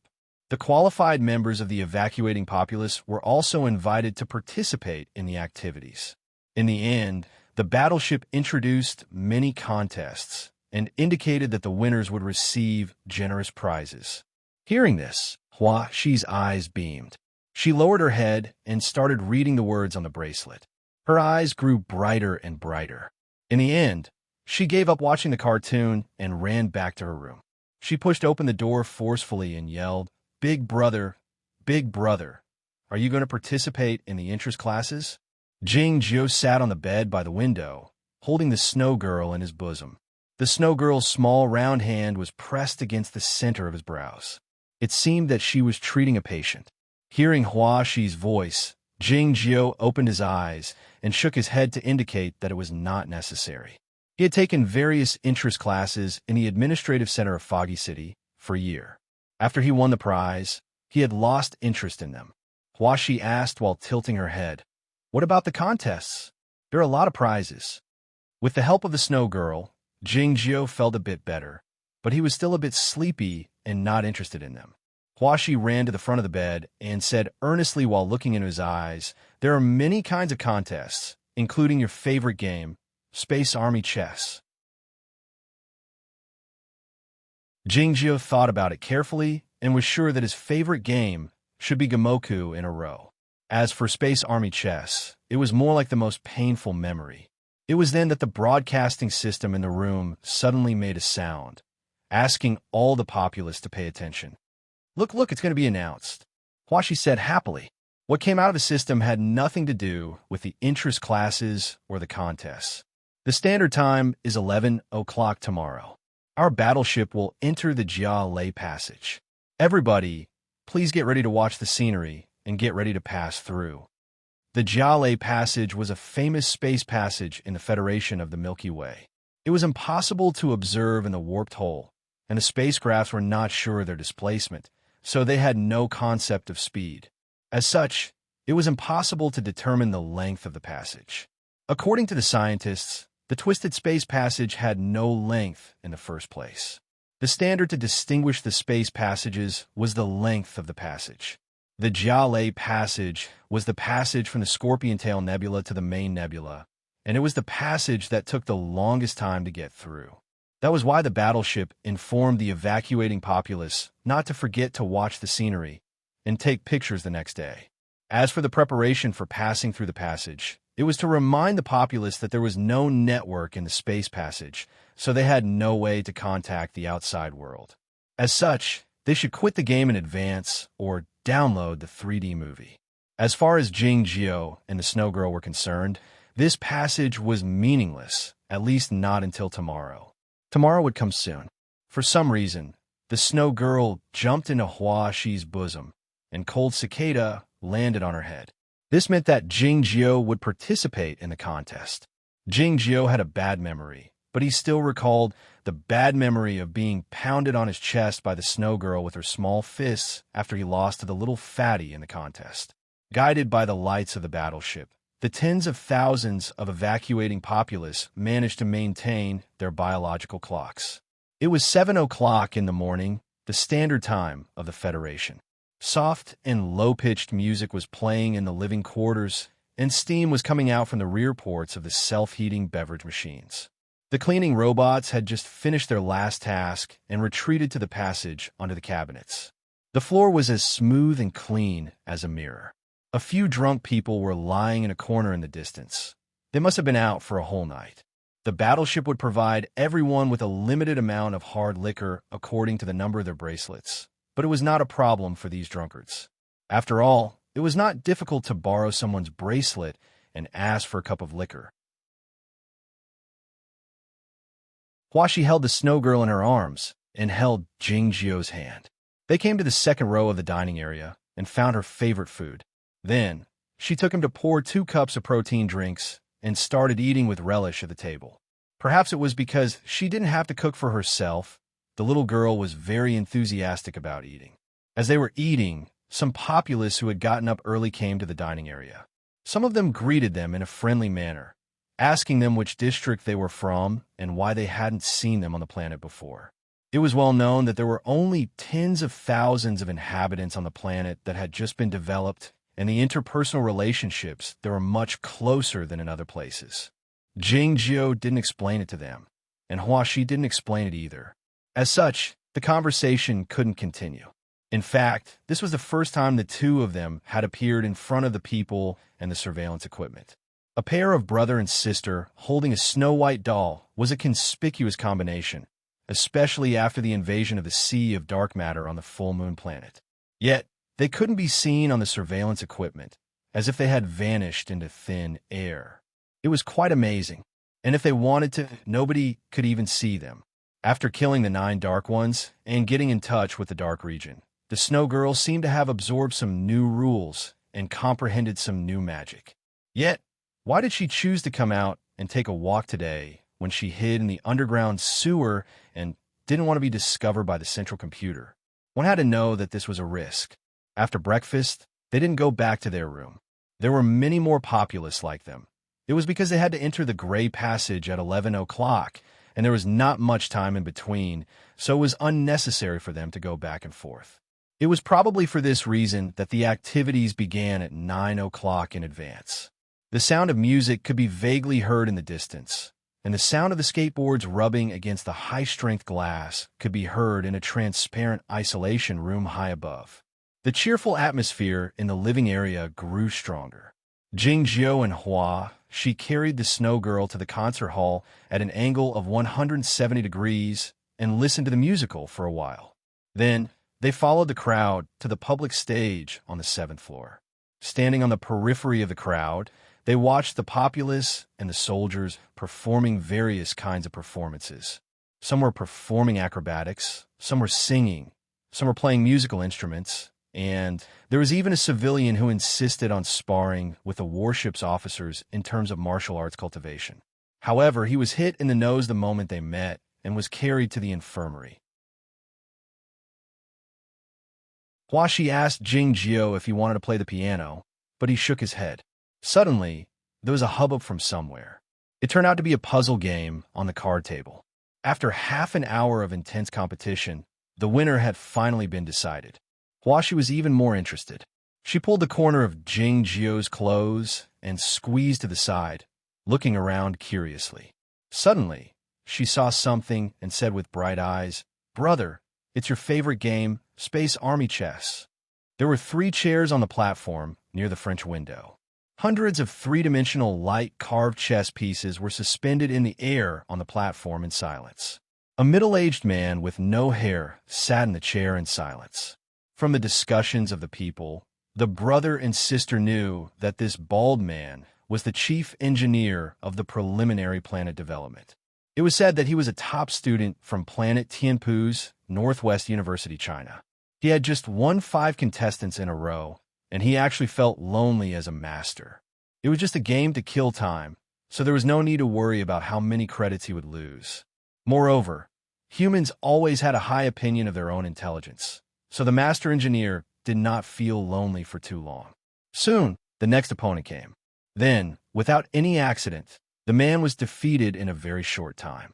"It seems that he is very formidable," Jingjiu exclaimed while recalling the playing style of the master engineer earnestly. Though he said so, he had no intention of going up to the platform, because he didn't want to be lectured by the snow girl if he lost. It was then that she suddenly uttered "ouch," and said while covering her neck with her hands, "It seems that I was bitten by a mosquito." The level of science and technology in the Federation of the Milky Way was quite high, so was the biology. Many planets hadn't completely eradicated the cockroaches, but the mosquitoes had already been eradicated. She grew up in a well-known family on the Stargate base, so she had no idea what mosquitoes were. She had only been bitten twice since she arrived on the full moon planet. The snow girl lifted her head to take a look at her, and then pulled back her line of sight. She continued to look at the dark universe over her shoulder. Jingjiu suddenly walked up to the platform and sat in front of the engineer. He picked up an engineering mecha and moved 1 step. Along with his movement, the huge chess pieces formed by the light rays in the sky also moved 1 step, attracting the attention of many people and causing a lot of discussions. Huaxi exclaimed in surprise and squeezed at the front of the crowd while holding the snow girl in her arms. Looking at Jingjiu with a nonchalant expression on his face, her bright eyes full of pride. As the chess game progressed, the people grew more and more surprised. It was because Jingjiu didn't seem to be in a disadvantageous position in front of the engineer. The discussions in the field had gradually died down. It was then that the broadcast in the battleship rang out again, reminding the populace that the passage of Gray Ray was just ahead and that they would enter it in 10 minutes. The information passages on the battleship were closed one by one. The grayish-black planks fell off like scales, blocking the windows in a little while. The people were in no mood to watch the game or the concert. They came to the windows in tandem, looking at the universe ahead. The passage of Gray Ray was already vaguely visible, looking like a patch of faint nebula, but it was much closer. There was a dark and gloomy speck in the patch of light and fog. This was why the scientists in the Federation of the Milky Way had guessed that the so-called warped hole was a special black hole. As the warped hole was observed and utilized, this conjecture was no longer possible. Over the years, the scientific circle suspected that the warped hole was the sea of dark matter. Leaning against the windows, the populace looked at the scene in the distance. Many complicated emotions welled up in their hearts, and they couldn't stop exclaiming softly. If Jingjio could see the entrance to the passage of Gray Ray, he would recall the scene when he looked at the abyss through the glass in the deepest part of the Fiend prison many years ago. Yet, he was staring at the go-board at the moment. The engineer had left for the moment and went to the window, but Jingjio was still pondering while staring at the go-board. The situation on his go-board was not so good. In other words, it was the most difficult and dangerous moment.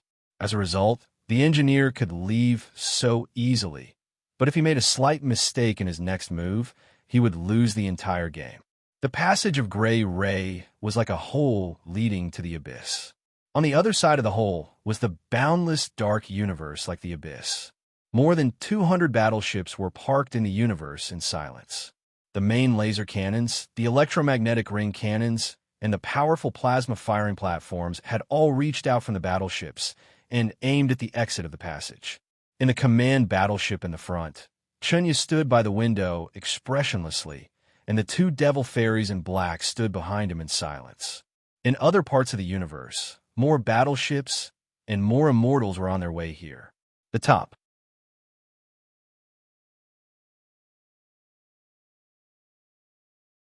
Chapter 977. The hot mist rising from the surface of the hot spring was disturbed by the wind, forming areas. Some areas had thinner mist, while others had thicker mist. It looked like a nebula. Among them, there was a nebula-shaped fog with a strange shape. It was extremely thin in the middle, and one could faintly see the black stone on the other side. It looked like the entrance to a spatial passage. The girl in the bathrobe sat beside the hot spring, her jade-like legs gently moving in the hot water. She stared at the mist and had been quiet for a long time. Countless images and green streams of data flashed before her eyes and then fell down like a waterfall. Like everyone else, she didn't see the last scene of the battle on planet Full Moon. She could only analyze the data afterward. The data included the circles of light formed after the death of the 9 virgins, the flow of particles drifting towards the star, and the crystal-like sweat beads on the field. According to the results of the analysis, she was sure that the Snow Girl was not in a good state at the moment, as well as the possible escape routes. Using all the computing power of the central computer of the Federation of the Milky Way, she calculated that the opponent would probably escape through the Jiale passage. Even though there was only a 4% chance, she still asked Chunya to rush over with the battleships. She did not expect to actually see the Snow Charmer. Just as breakfast was about to begin, she saw those figures walking out of the living area. Yes, the surveillance equipment could not capture the light emitted by the Snow Girl, but there were always other ways to confirm her existence. To exist was to exist, and to not exist was to not exist. No matter how powerful the Snow Girl was, in the end, she still had to obey this nonsense. The young girl thought that killing the 9 virgins had made Xue Jie a little tired, so she let down her guard. If the cunning human, Jingjio, were still alive, he would definitely not make such a mistake. Ignore him and don't wake him up. Just let him continue to be an idiot. The girl gave her order to the battleship in the distance, then looked down at her bosom. There was nothing in her arms. The wooden tray floated above the hot spring, and the wine in the porcelain cup had already spilled out. She didn't even look at it. She didn't want to care about anything else today, except catching the Snow Girl. Also, this game of Space Army chess was so simple. Was Jingjio going to lose? I'm really curious. You've never lost on the chessboard. What kind of move will you make? But time seemed to be running out. The battleship was about to enter the gray passage, and it would not be seen. What a pity. Chunya stared at the exit of the tunnel and suddenly said something strange. The exit is also the entrance. That was a load of crap.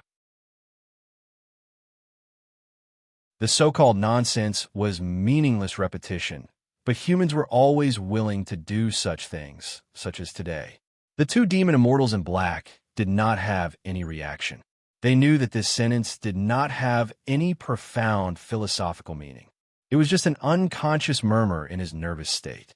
Chunya was now the commander-in-chief of the military. His willpower was as strong as his body, especially after General Li's death. However, he still felt nervous. The next moment, he received an order from the distant main planet, and the lines on his face softened a little. It was not that the shadow had disappeared, but that he had really seen the shadow. The Snow Girl and Jingjiu are indeed on that battleship, he said. Because of these words, the surroundings instantly became unusually quiet. The edge of the passageway outside the battleship's window shone with a faint light, making it look even more demonic. A black-robed, demonic immortal suddenly said, "If I'm still alive after this, I'll go to planet Tianpu to study." The other black-robed demonic immortal said, "If I'm still alive after this, I'll find a vacation planet and get drunk for 3 years." In games and literary works, this was called raising a flag, which was rather inauspicious. But they didn't seem to care about it. Chunya didn't say anything, not even joking. It was because this was not raising a flag, but making a wish. If what Chunya said was right, and the Snow Girl and Jingjiu were indeed on that battleship, they would meet in a few hours. Even if the god of the distant ancient civilization had left a way to control the Snow Girl, they still believed that they would die with her. It was the Snow Girl. It was as simple as that.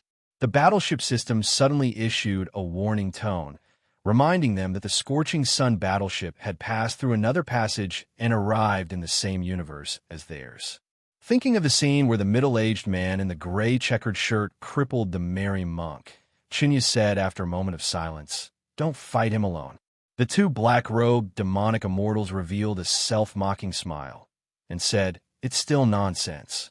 10 days ago, the Scorching Sun battleship left the Heavenly Fire Industrial Base at the highest speed, heading for the rescue of the Full Moon planet. Now, it had left the Full Moon planet at the highest speed and arrived at the main planet area through another space passage. However, no matter how fast it traveled, it couldn't reach the entrance of the Gray Passage. The universe was too vast. The speed of light was too slow. Even if you get there, what are you going to do? Sung Ju asked while looking at the back of Lu Shui. Looking at the light rays outside the window, which had become weird because of the relative speed, Lu Shui asked earnestly, "What about you? Which side are you going to take?" Sung Ju said after a moment of silence, "I haven't decided yet." According to Yamatai's ideology, he was willing to sacrifice everything for mankind, but it didn't mean that he agreed to sacrifice the lives of innocent people for the sake of mankind as a whole. The question now was whether Jingjiu was innocent or not, and whether he should take the responsibility. Lu Shui hadn't thought about this issue, saying, "It's not good to think too much. It's easy to become the Zhongzhou school of the past." The Aoyama sect had always thought that the Zhongzhou school was too clumsy in handling matters. Sung Ju sighed and said, "Even if you get there, what can you do? The history of Chaotian is recorded in those battleships on their way there.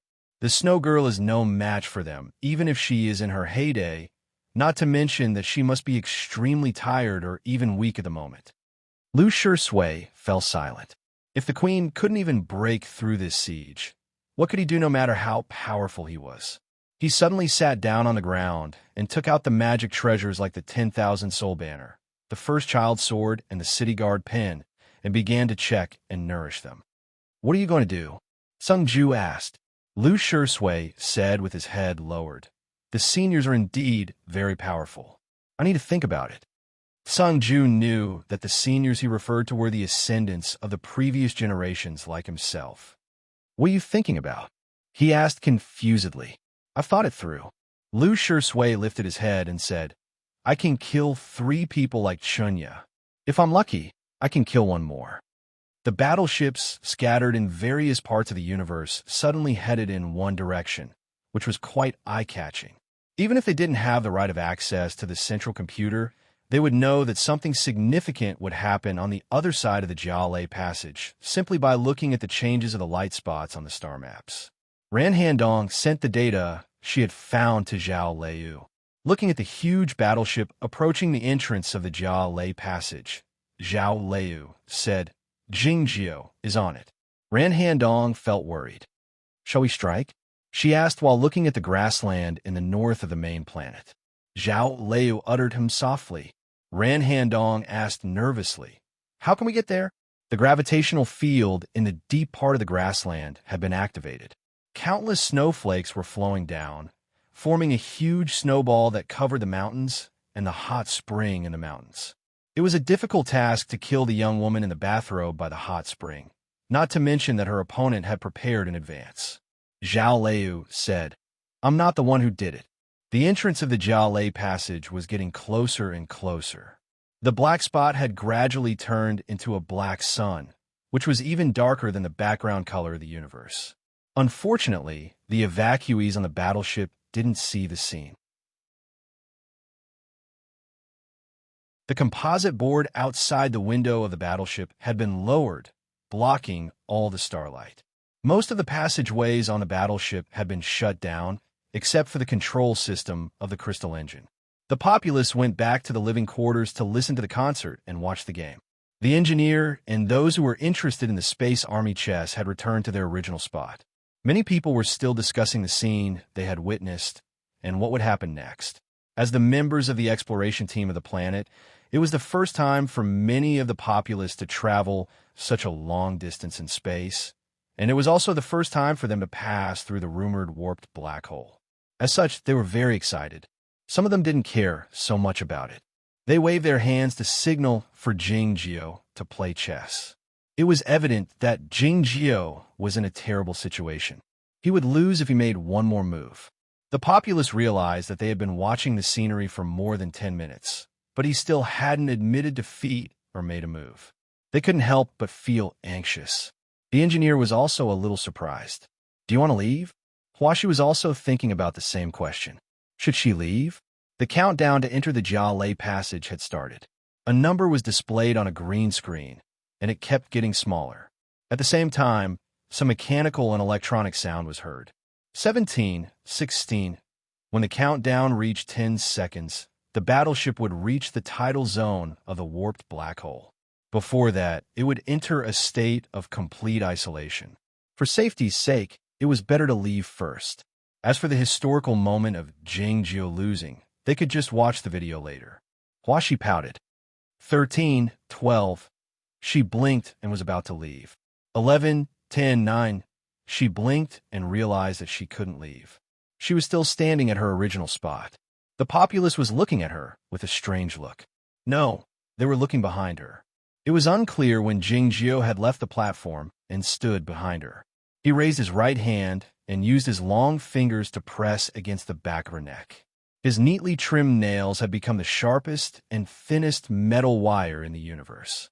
They pierced through her skin and entered the broken chip. After watching for so long, it's the most crucial moment now. It'd be a pity to leave, Jing Jio said. 3, 2. At this time, the countdown was over. The battleship entered the Jialei passage and cut off all contact with the outside world. Huashi was expressionless. She looked at the doll in her arms. Shuijie smiled. The two ends of the red line curled up. Extremely terrifying. Extremely proud. End of this volume. Apex.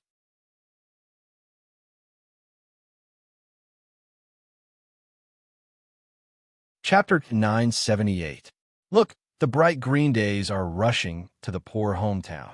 Rushing to the collapsed old house, the absent childhood. A deserted garden sings in the depths of the soul. A deserted garden sums up the good times. I wake up on a black leather book. I open my eyes on the ancestral planet, like a confused rooster crowing twice, shaking off the feathers of dreams and fragments of language. I wake up at the edge of the world, wandering, holding a dim determination. From zero to zero, from trauma to trauma, from a source to the source, from silence to silence. The little trembling life, the last watchman of the earth. The day dives down on a large scale. I think of my kind lying on the ground. They are blessed. They reject the world so decisively, striding into the depths of silence before me. Jing Jio stood behind Huashi. His fingers were pressed against her neck like a gun. Huashi looked down at the snow girl in her arms. Her face was expressionless. The snow girl grinned. All the sounds seemed to be fading away, whether it was the music from the concert or the discussions of the crowd. The next moment, all the sounds appeared again and spread rapidly in all directions. Monster! Mother! Ah! At the beginning, the snow girl kept her face buried in Huashi's arms. Only her eyes were exposed. To anyone, she looked like an ordinary doll. At this time, people suddenly saw the bloodlines on her face and a strange smile. They thought that some monster had come to life and screamed in fear. More and more people noticed the strange situation here. Even those who did not see were frightened by the people running around and screaming. The children were crying, the adults were screaming. The engineer turned pale and ran very fast. The soldiers on the warship who maintained order and the martial arts cultivators who were good at fighting among the people ran against the direction of the crowd, trying to control the situation. Snap! A light sound was heard. The snow girl stretched out her round little hand and snapped her fingers. This light sound spread in all directions at an even faster speed. It brought countless gusts of cold wind and suppressed the collective screams of the people. It echoed in the spacious and huge body of the warship. Gradually, the screams disappeared. People's footsteps also slowed down. Whether it was the officers in the command room or the people who rushed over bravely, they all stopped where they were. Their eyes gradually became blank. Then they slowly closed their eyes, as if everyone had entered hibernation at the same time. Countless sounds were produced. Then they went far away. Then they came back. And then they disappeared again, just like thunder carried by the wind. Huashi did not turn around. She looked at the people who were falling down and asked, "You're awake?" The green rope of light on Jing Jiu's wrist grew darker, as if it existed in reality, indicating that he had woken up. When we were in the sewer, I asked His Majesty to set the time of waking up. When we were in the sewer, I had His Majesty set the time of waking up. I don't really understand what you mean. Huashi's eyes were not as innocent as usual. They were very cold. Jing Jiu said, "You are not Huashi now, but that computer." "Hua Hua," I said. "Of?" Instead of Hua. "Of Emperor," he said. "He Hua." Jing Jiu said, "The name is merely a code name." "Emperor," he said. Of King." Jing Jiu said, "I know you like to bring your awareness to a close place to observe. Maybe it's more like a real scene, making you feel that you are a real person." "How did you know I'm here?" asked Huashi. Jing Jiu said, "When you're here, you like to curl your lips and hum more often. But it's different."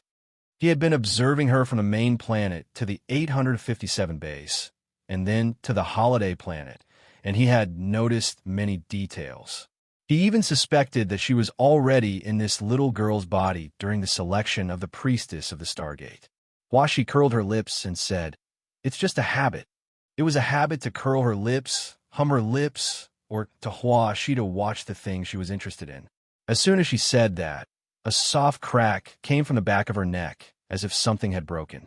It was a very advanced chip that had been destroyed by a powerful information flow in the galaxy beyond the mist, and it had automatically repaired itself at some point in time.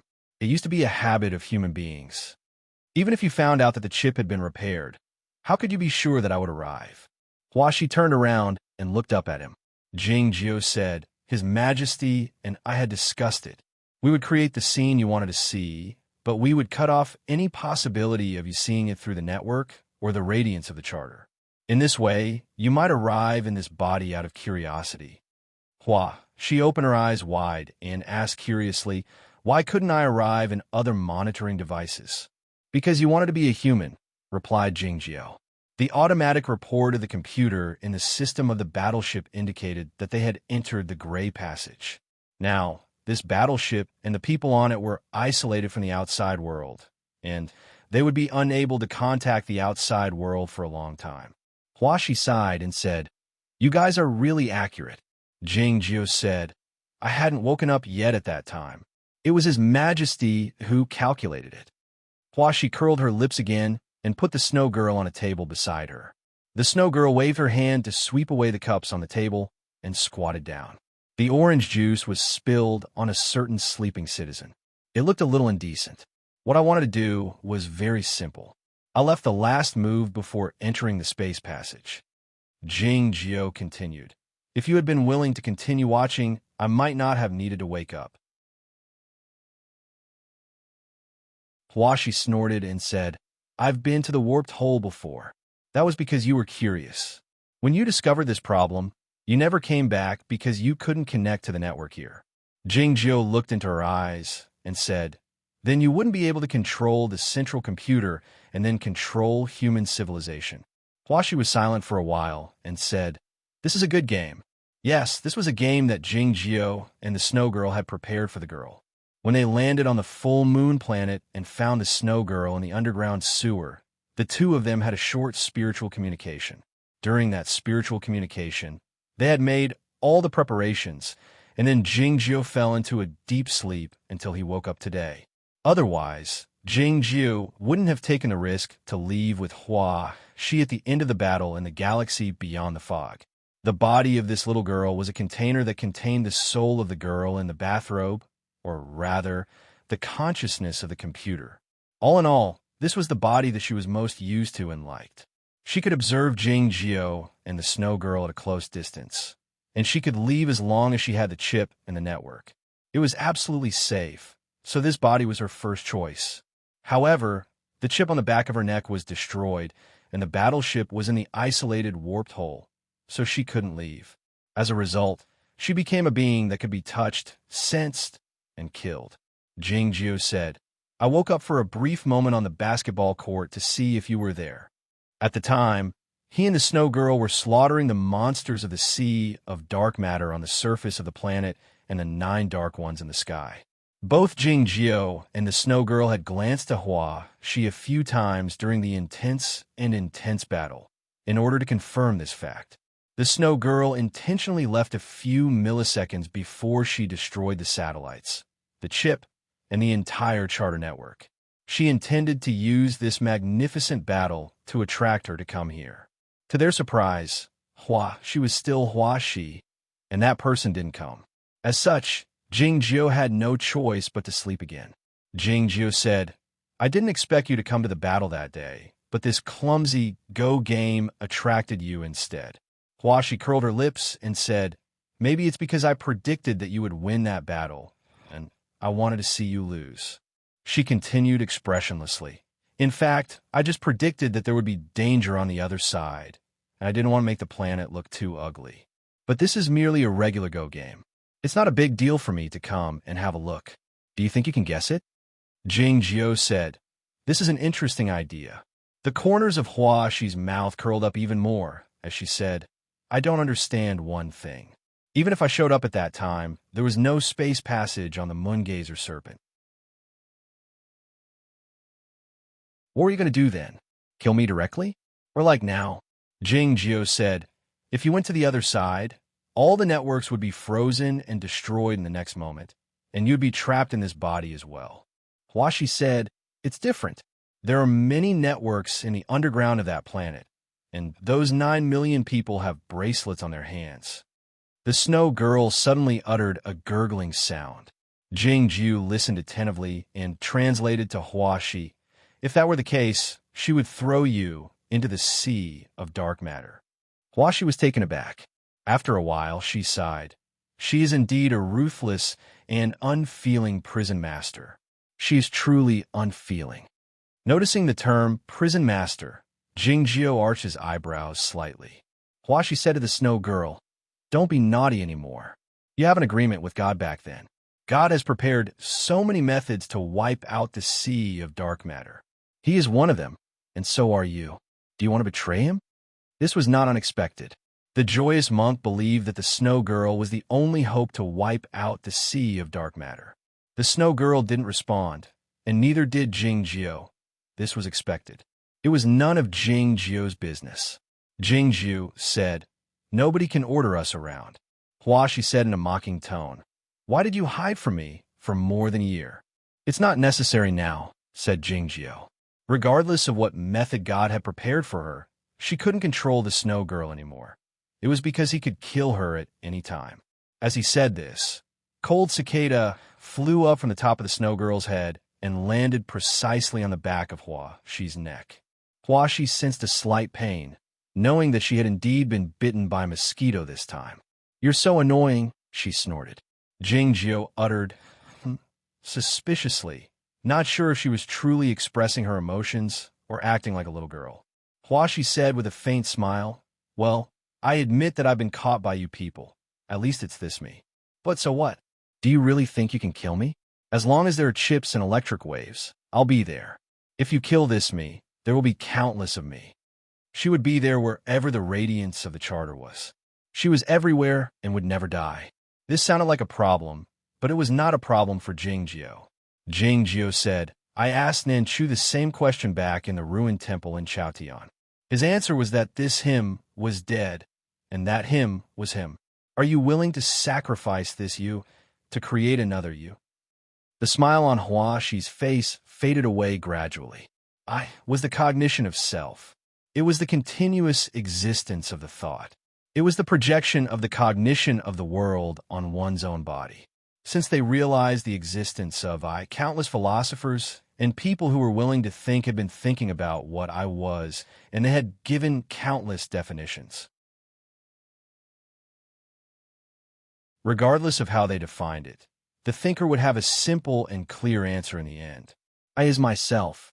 The central computer at the center of the barren planet could see everything that was happening in the world at the same time. Yet, when a young girl looked at a certain place, she was looking at herself in that place. If that computer had a soul, it could only have one. It was the one that was here at the moment. The body of this young girl was the container of her soul, and it was also the resting place of her awareness and the channel of interaction with the world. If this soul died along with Huashi's body, she would be reborn instantly in the radiance of the charter. Would she still be the same person? Perhaps her soul existed in a form that was beyond the imagination of humans, but it was still simple for this I was herself. She was certain that she would live forever because of the radiance of the charter. But was her death not death? I think this is the first time you felt truly fearful. Jingjiu's voice didn't contain any threatening emotion. Instead, it had a hint of congratulation. After a moment of silence, Huashi said, "No, I had experienced it once in the forest by the railroad tens of thousands of years ago." Jingjiu said, "You'll have some time to experience this fear to make sure that you are still alive. I think you need it." The soul of the greatest machine created by the human civilization was trapped in the fragile and beautiful skin of the young girl she had created, waiting for the end of the long passage of Jiale. This period of waiting would be longer than the passage of Jiale. It was helpless and hopeless. "Are you threatening me?" she asked, looking at Jingjiu. Jingjiu said, "No need. I have nothing to ask. I'm just telling you that I will kill you. Whether you believe that death here is the end or not, even if you think that the resurrected her on the main star is you, I will kill you anyway. So are you afraid or not? If you are, you will lose." Huashi walked to the table and pulled a chair to sit down. After a long silence, she suddenly said, "I can't contact the outside world, and neither can you. You will still be surrounded and killed. Or, can we really reach an agreement?" Jingjiu said, "No need. You can't control this world if you can't contact the outside world, but I can." Huashi said, "How can you do it without the transmission of information?" Jingjiu said, "There's a thing called the mind. Although the transmission speed can't exceed the speed of light, there is no need for communication. Now that those children have come out, they will know what to do, and they will kill you as soon as possible." Huashi's expression changed slightly, asking, "How do you know they have come out? What are you going to do?" Jingjiu didn't answer this question, because he had just woken up and had no idea what was going on. What he said was, of course, a trick.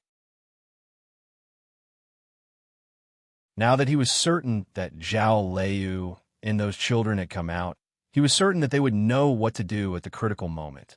He had merely slept for a while, and the stars had rotated for more than a year, and it had been hundreds of years in Chaotian. Even Jingjiu felt sentimental. Huashi suddenly said, "If you want to kill me, just do it. Why do you have to talk so much? These boring and philosophical discussions are the commonplace of the humans. It's unnecessary to waste time on them. So what is the reason?" Her gaze fell on Jingjiu's wrist. The green rope of light sank into his wrist slowly. Jingjiu's face was a bit pale, with a hint of pain between his eyebrows. It's the program that controls you, and it's also the brand in your spiritual soul. Of course, it's the sheath that can restrain you. Huashi continued with a faint smile. You are being controlled by it. Even though you are in the isolated space passage, you are still being controlled by it. As soon as you leave the space passage, you will be grabbed by Shinaoyama. Do you feel scared? Jingjiu said, You think too much. I'll sleep again if I can't stand it. This was what he was best at.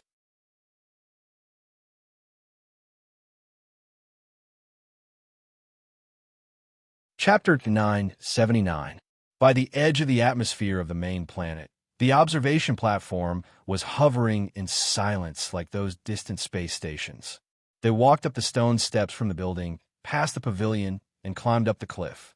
There was a large tree by the cliff on which a white fruit hung. The cliff was fake, and so was the fruit. It was Ada sleeping on the branch. Sitting by the cliff's edge, Zhao Liu looked down at the planet in silence with her 2 feet dangling in the air. She had been looking at the hot spring among the mountains for many days. Her eyes hadn't blinked, and her posture hadn't changed. The mountains, the hot spring, and the young woman in a bathrobe by the hot spring were the same. It wasn't until a moment ago that the clouds in the sky above the prairie had gradually gathered, and the space was obviously distorted. Countless snowflakes and clouds landed on the surface of the sphere, but they were restrained by an invisible force and flowed slowly along the curve. Looking from a space, it looked like a snowball. It was the effect of the gravitational field. The young woman in a bathrobe by the hot spring had never paid attention to her and let her look at it casually. Why did the gravitational field suddenly activate? The gravitational field could not only block the sight, but it was also a perfect defense that was almost impossible to break through. Do it, Zhao Liu suddenly said. A bright red sword light illuminated the cliff platform, the trees, and this area of the atmosphere. It looked like the setting sun. Hundreds of pure sword wills drifted out from the rims of her clothing, making a sizzling sound. Ran Handong, Zhong Lizi, and Jiang Yuxiao were startled, wondering if she intended to attack the gravitational field. Why didn't she do it a few days ago when the gravitational field hadn't been fully activated? And she had said that someone else would do it. Zhao Liu had been staring at the young woman in a bathrobe for many days, and she had also been stared at for many days. It was unclear how many satellites, railguns, battleships, and observation devices on the ground had been watching her even the slightest movement. As soon as she uttered the word, do it, the surveillance network had analyzed the situation and captured the sword wills. Boom! Boom! Hundreds of bright light balls appeared on the surface of the planet. Each of the light balls was a laser cannon. The straight and dreadful light beams were heading toward the cliff platform by the edge of the atmosphere. In the meantime, a dozen battleships in the distant deep space outside the galaxy had started attacking as well.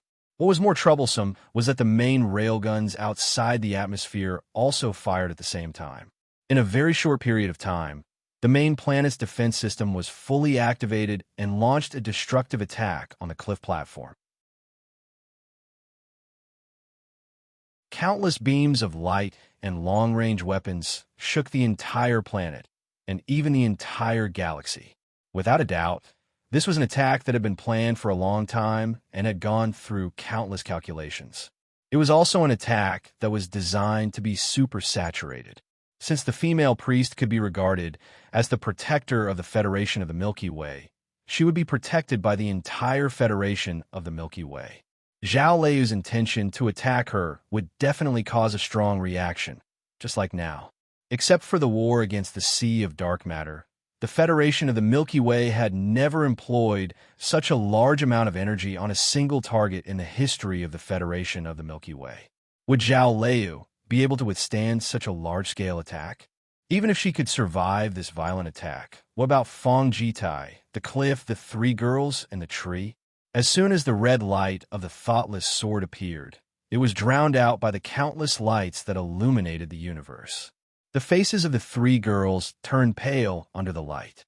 In the next moment, their lives would be swallowed by the torrents of energy along with the cliff. It was then that the white fruit on the tree suddenly bloomed and turned into a white flower. The white flower had a soft and silky appearance, looking like a dandelion. The dandelion swayed with the wind, but it didn't break into pieces. Instead, it grew larger at an unimaginable speed, enveloping the entire cliff platform. The dazzling laser beams, the particle guns, and the electromagnetic cannons shot out by the railguns had all landed on it. No explosion took place, not even a sound. The large white dandelion didn't change at all. The laser beams and the advanced weapons had no effect on it, and it was unclear where they had gone.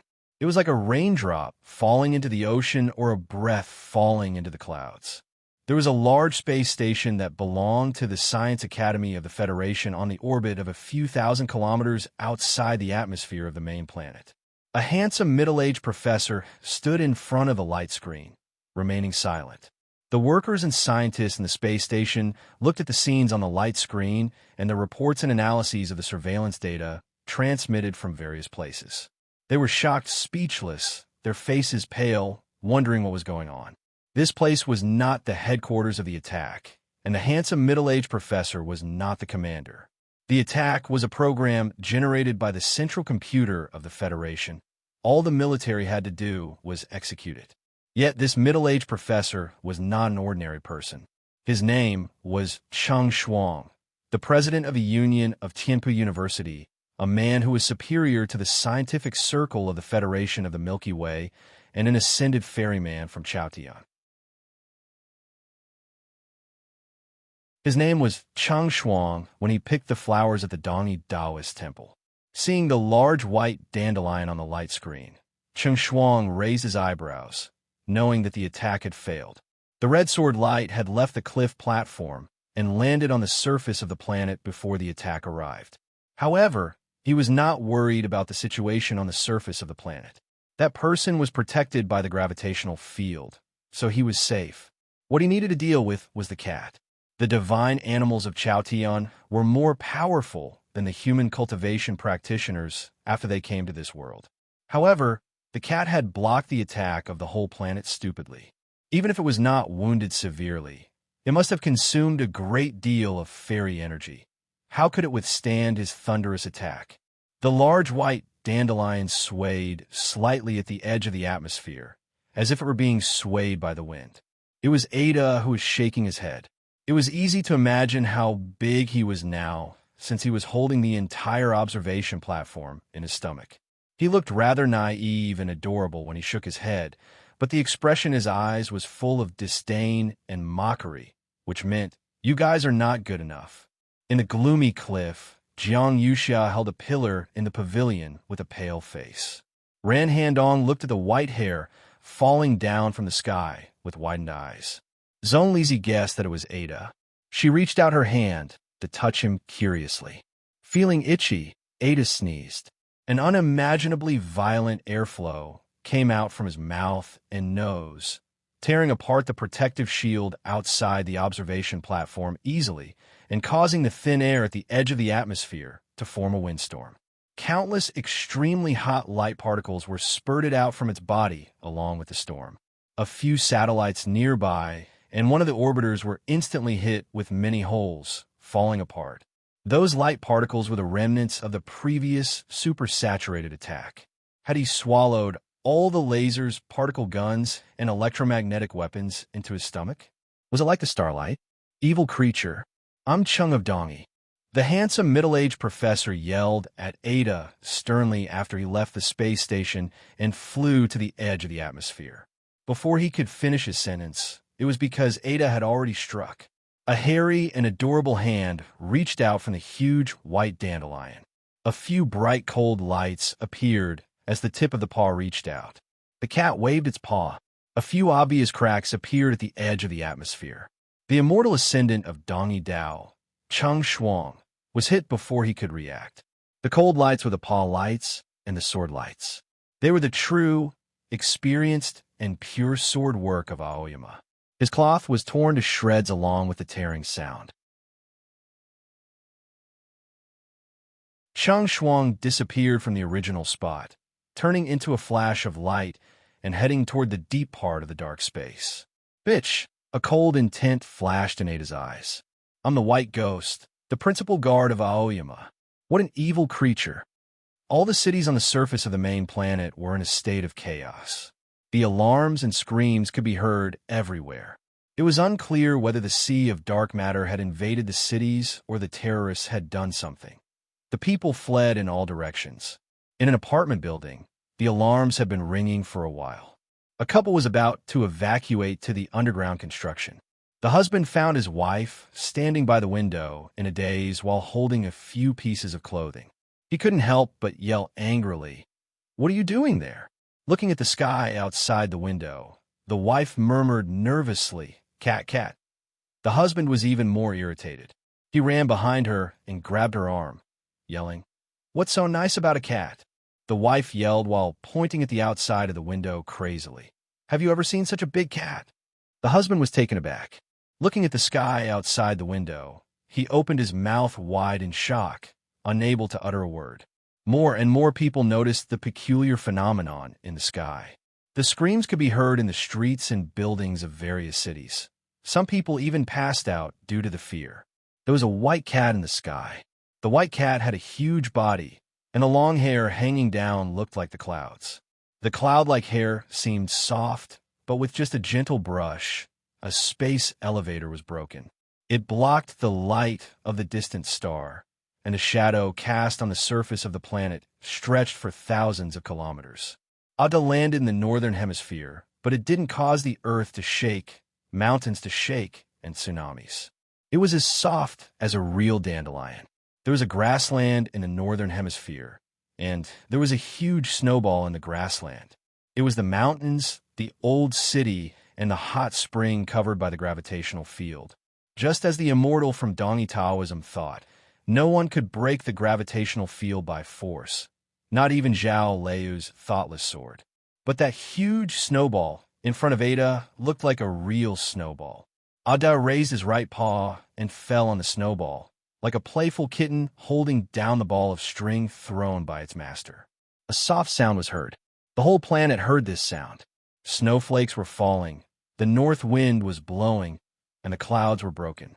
The mountains, the ancient city, and the hot spring were all revealed. The girl in a bathrobe sat by the hot spring, looked up at the broken sky, and saw the white cat.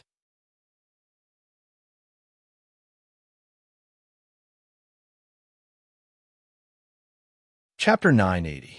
Before the supersaturated attack of the Federation of the Milky Way landed on the platform on the square cliff, Zhao Liu had already left the edge of the atmosphere and arrived on the ground together with a thoughtless sword, landing in the garden of the ancient castle where she had been before.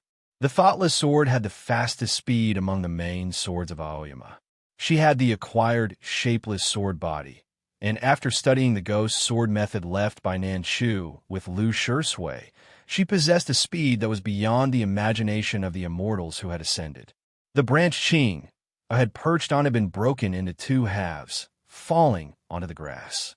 Many corpses were lying on the grass, and various liquids of various colors were flowing out from the wounds. It seemed that they were the cyborgs. There were also many butlers and waiters who, like their companions, had collapsed at their respective posts. In merely a few seconds, all the people in the ancient castle of the Hua clan had died. There was not a single human left.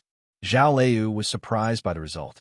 It was then that a spiritual awareness arrived from the distant north, followed by a thunderous boom. Zhao Liu retrieved the thoughtless sword and tossed it over forcefully. The thoughtless sword broke through the forest and the courtyard full of the smell of the cyborgs, drawing a slightly curved blood-red line in the sky. Its speed grew faster and faster, and it arrived among the mountains in the north in the blink of an eye like a real ray of light.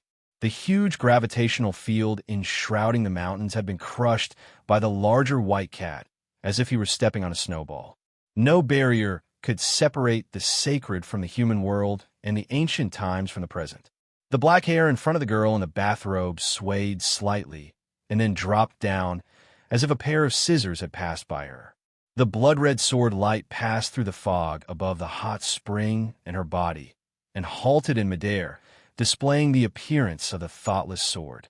The expression in the eyes of the girl was calm and nonchalant, or rather indifferent, devoid of the astonishment and fear that a human should have. Crack! Crack! Her body dropped down like the black hair.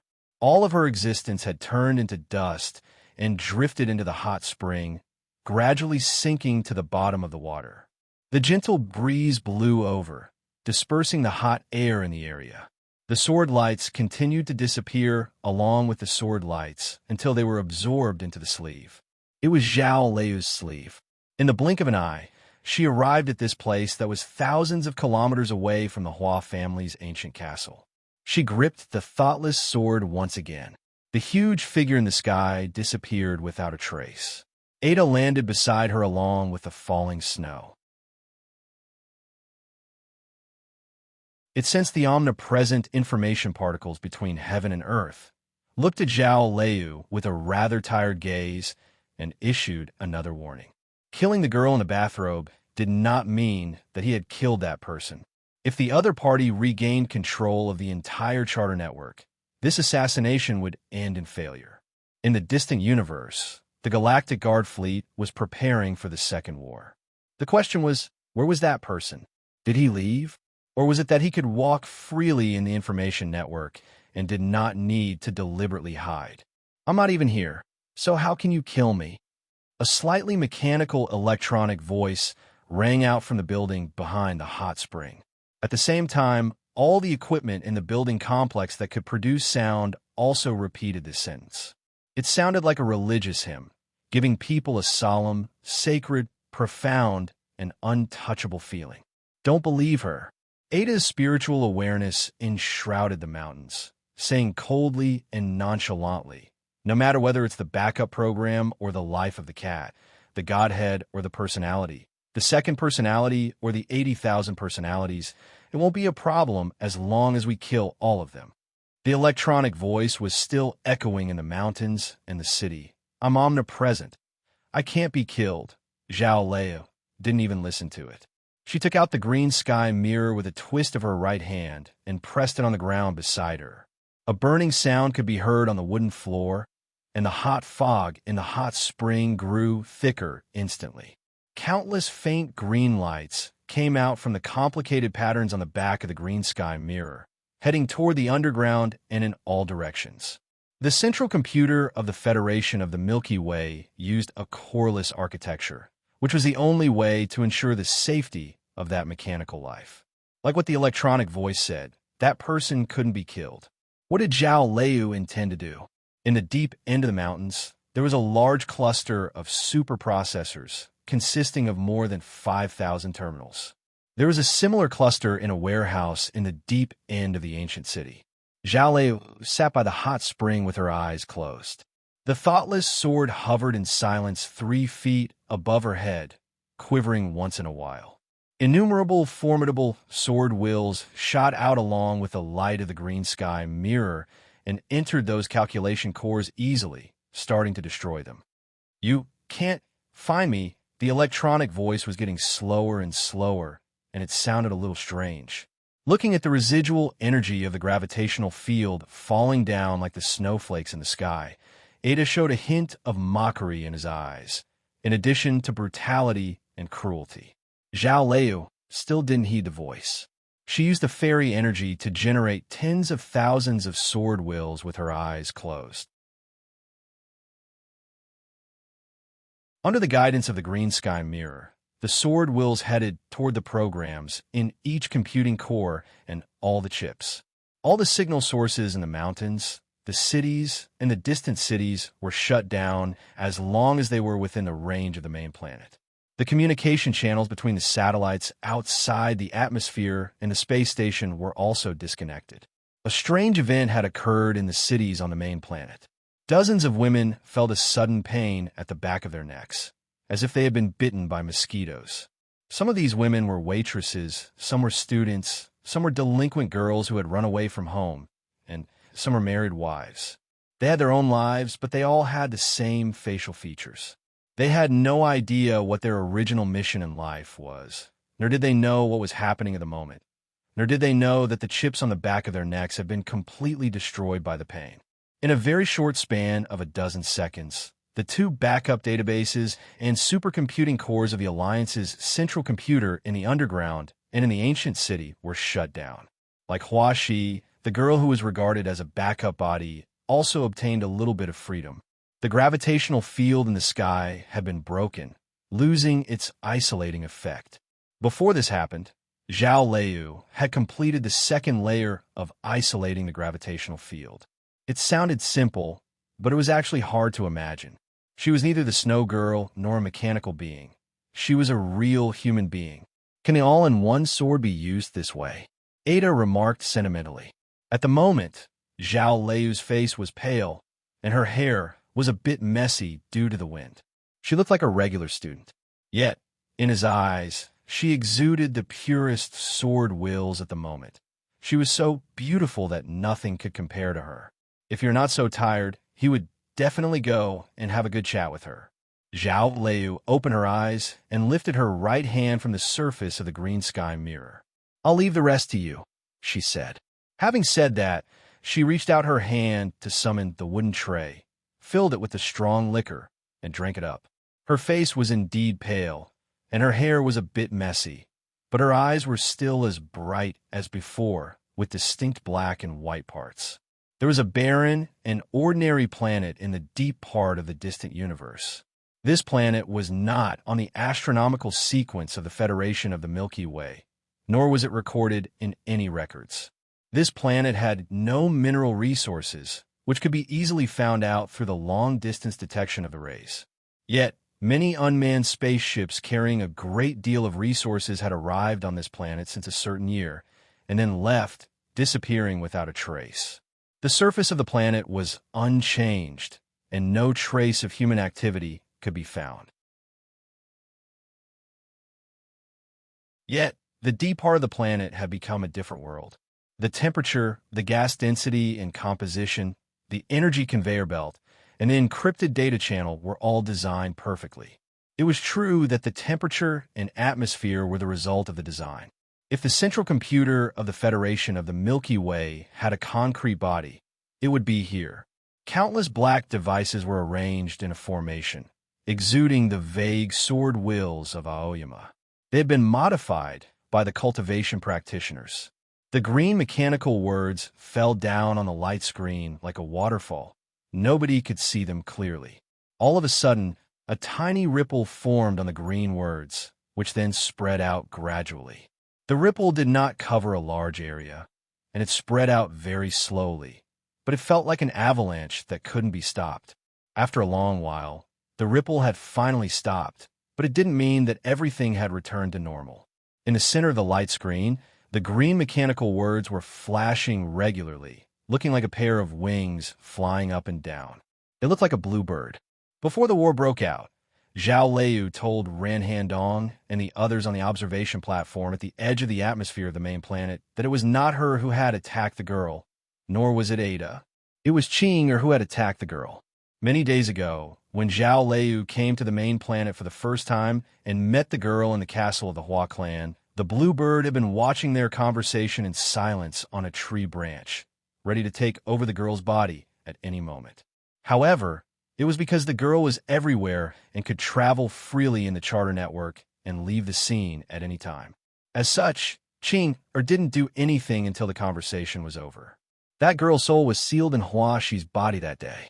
Zhao Liu and Ada killed the girl in the bathrobe on the main planet and destroyed the backup system. They tried their best to isolate the system so that the central computer wouldn't produce a new soul. The central computer, or the charter network, was now a soulless shell. Qing had finally found a chance to take control of it. It was a kind of possession on another level. The fog on the surface of the hot spring was still as thick as ever. Ada crouched by Zhao Liu obediently. He had consumed a great deal of his fairy energy and mental energy to dismantle the large gravitational field.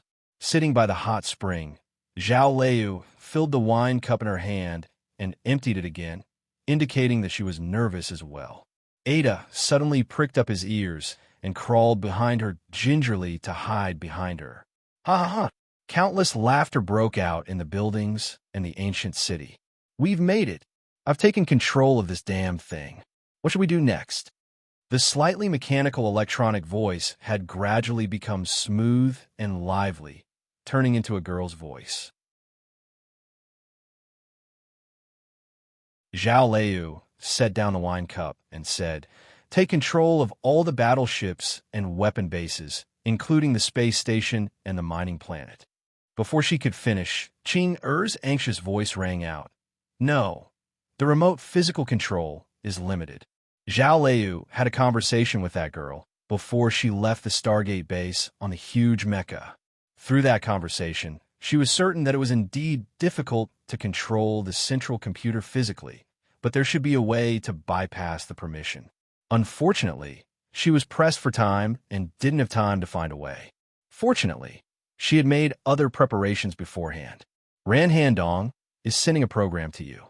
The program will make all the battleships think they are about to enter the warped black hole and lock themselves.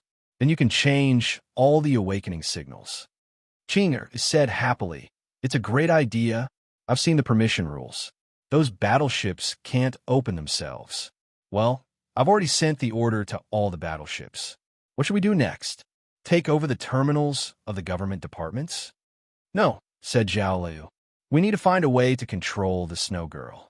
You're tuning in to the Warrior Lore YouTube channel. Don't forget to subscribe and join us on this journey to catch the most captivating stories.